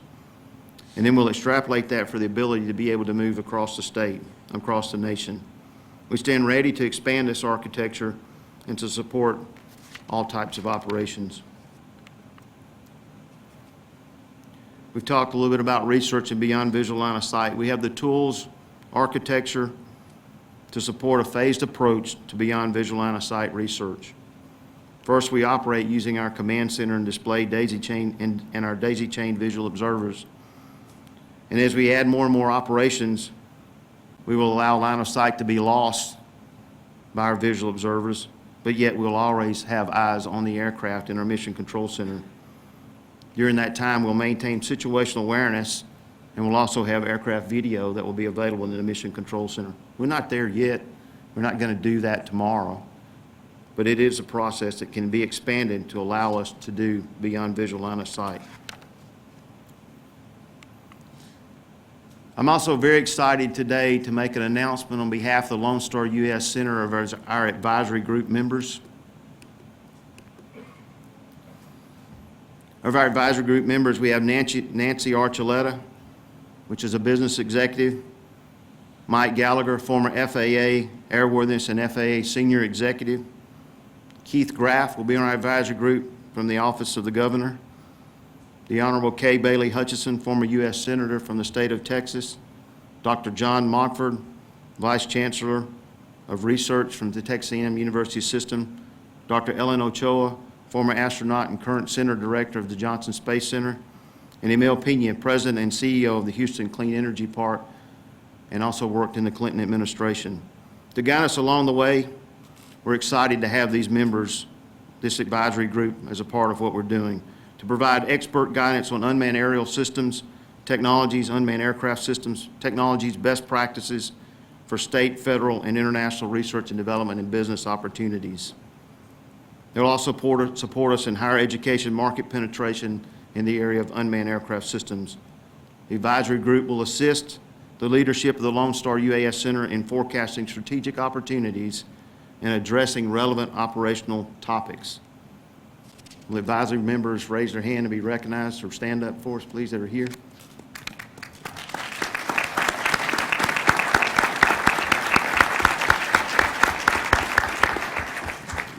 Dr. John Mockford in the back of the room, sir. Welcome. So takeaways. So it's been about 2 hours. We got about 5 minutes left. So if you don't remember anything else I have said, or what's been said, remember this. We've conducted 100% safe operations. We have good, clear airspace of which to do testing. We have a national reach now that we can operate not only in the state of Texas, but in other parts of the country. We have operational credibility and continue to gain operational credibility while working with, as I mentioned earlier, over 200 industry partners who have worked with us in various capacities. Our architecture is scalable and expandable to support the need ahead. We have a robust research capacity to reach to our partners, as I identified earlier, all across the great state of Texas. We're focusing on beyond visual line of sight research. We're a trusted agent, and we're making an impact not only to this local community, who's put a lot of heart and soul and investment into this program, but also to the state of Texas and nationally. At this point, if you'd like to meet our team, here's a few of our members. I'm the Executive Director. Dr. Melanie Neely-Willis is our LSUASC Research Director. All things research happen through Dr. Melanie. Lori Blades, which is our LSUASC Business Manager. Dr. Luis C. Fuentes, former Interim Director up until just a month ago, is our Vice President of Research, Commercialization, and Industry Outreach.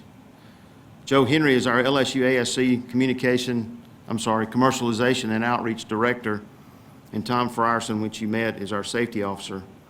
Our team members are also wearing LSUASC shirts around the floor here, so would you guys all stand and let me publicly thank you for the hard work you put into this program.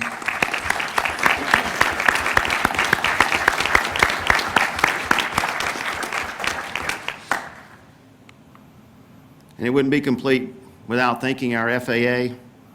Thank you guys for your support. And I'd like to thank you for this event, for your attendance in this event. Thanks to all that attended. I hope you've enjoyed and it's been informative to you, and have a great day. Thank you. If you parked in the parking deck, make sure to visit the atrium for a parking pass so you do not have to pay to get out of the parking deck. And advisory group members, if you guys will wait down front, we're going to go over and have lunch. Okay.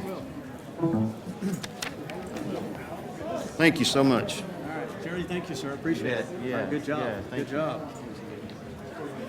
Hello, Miss Pearl. How are you? Good, good. Okay.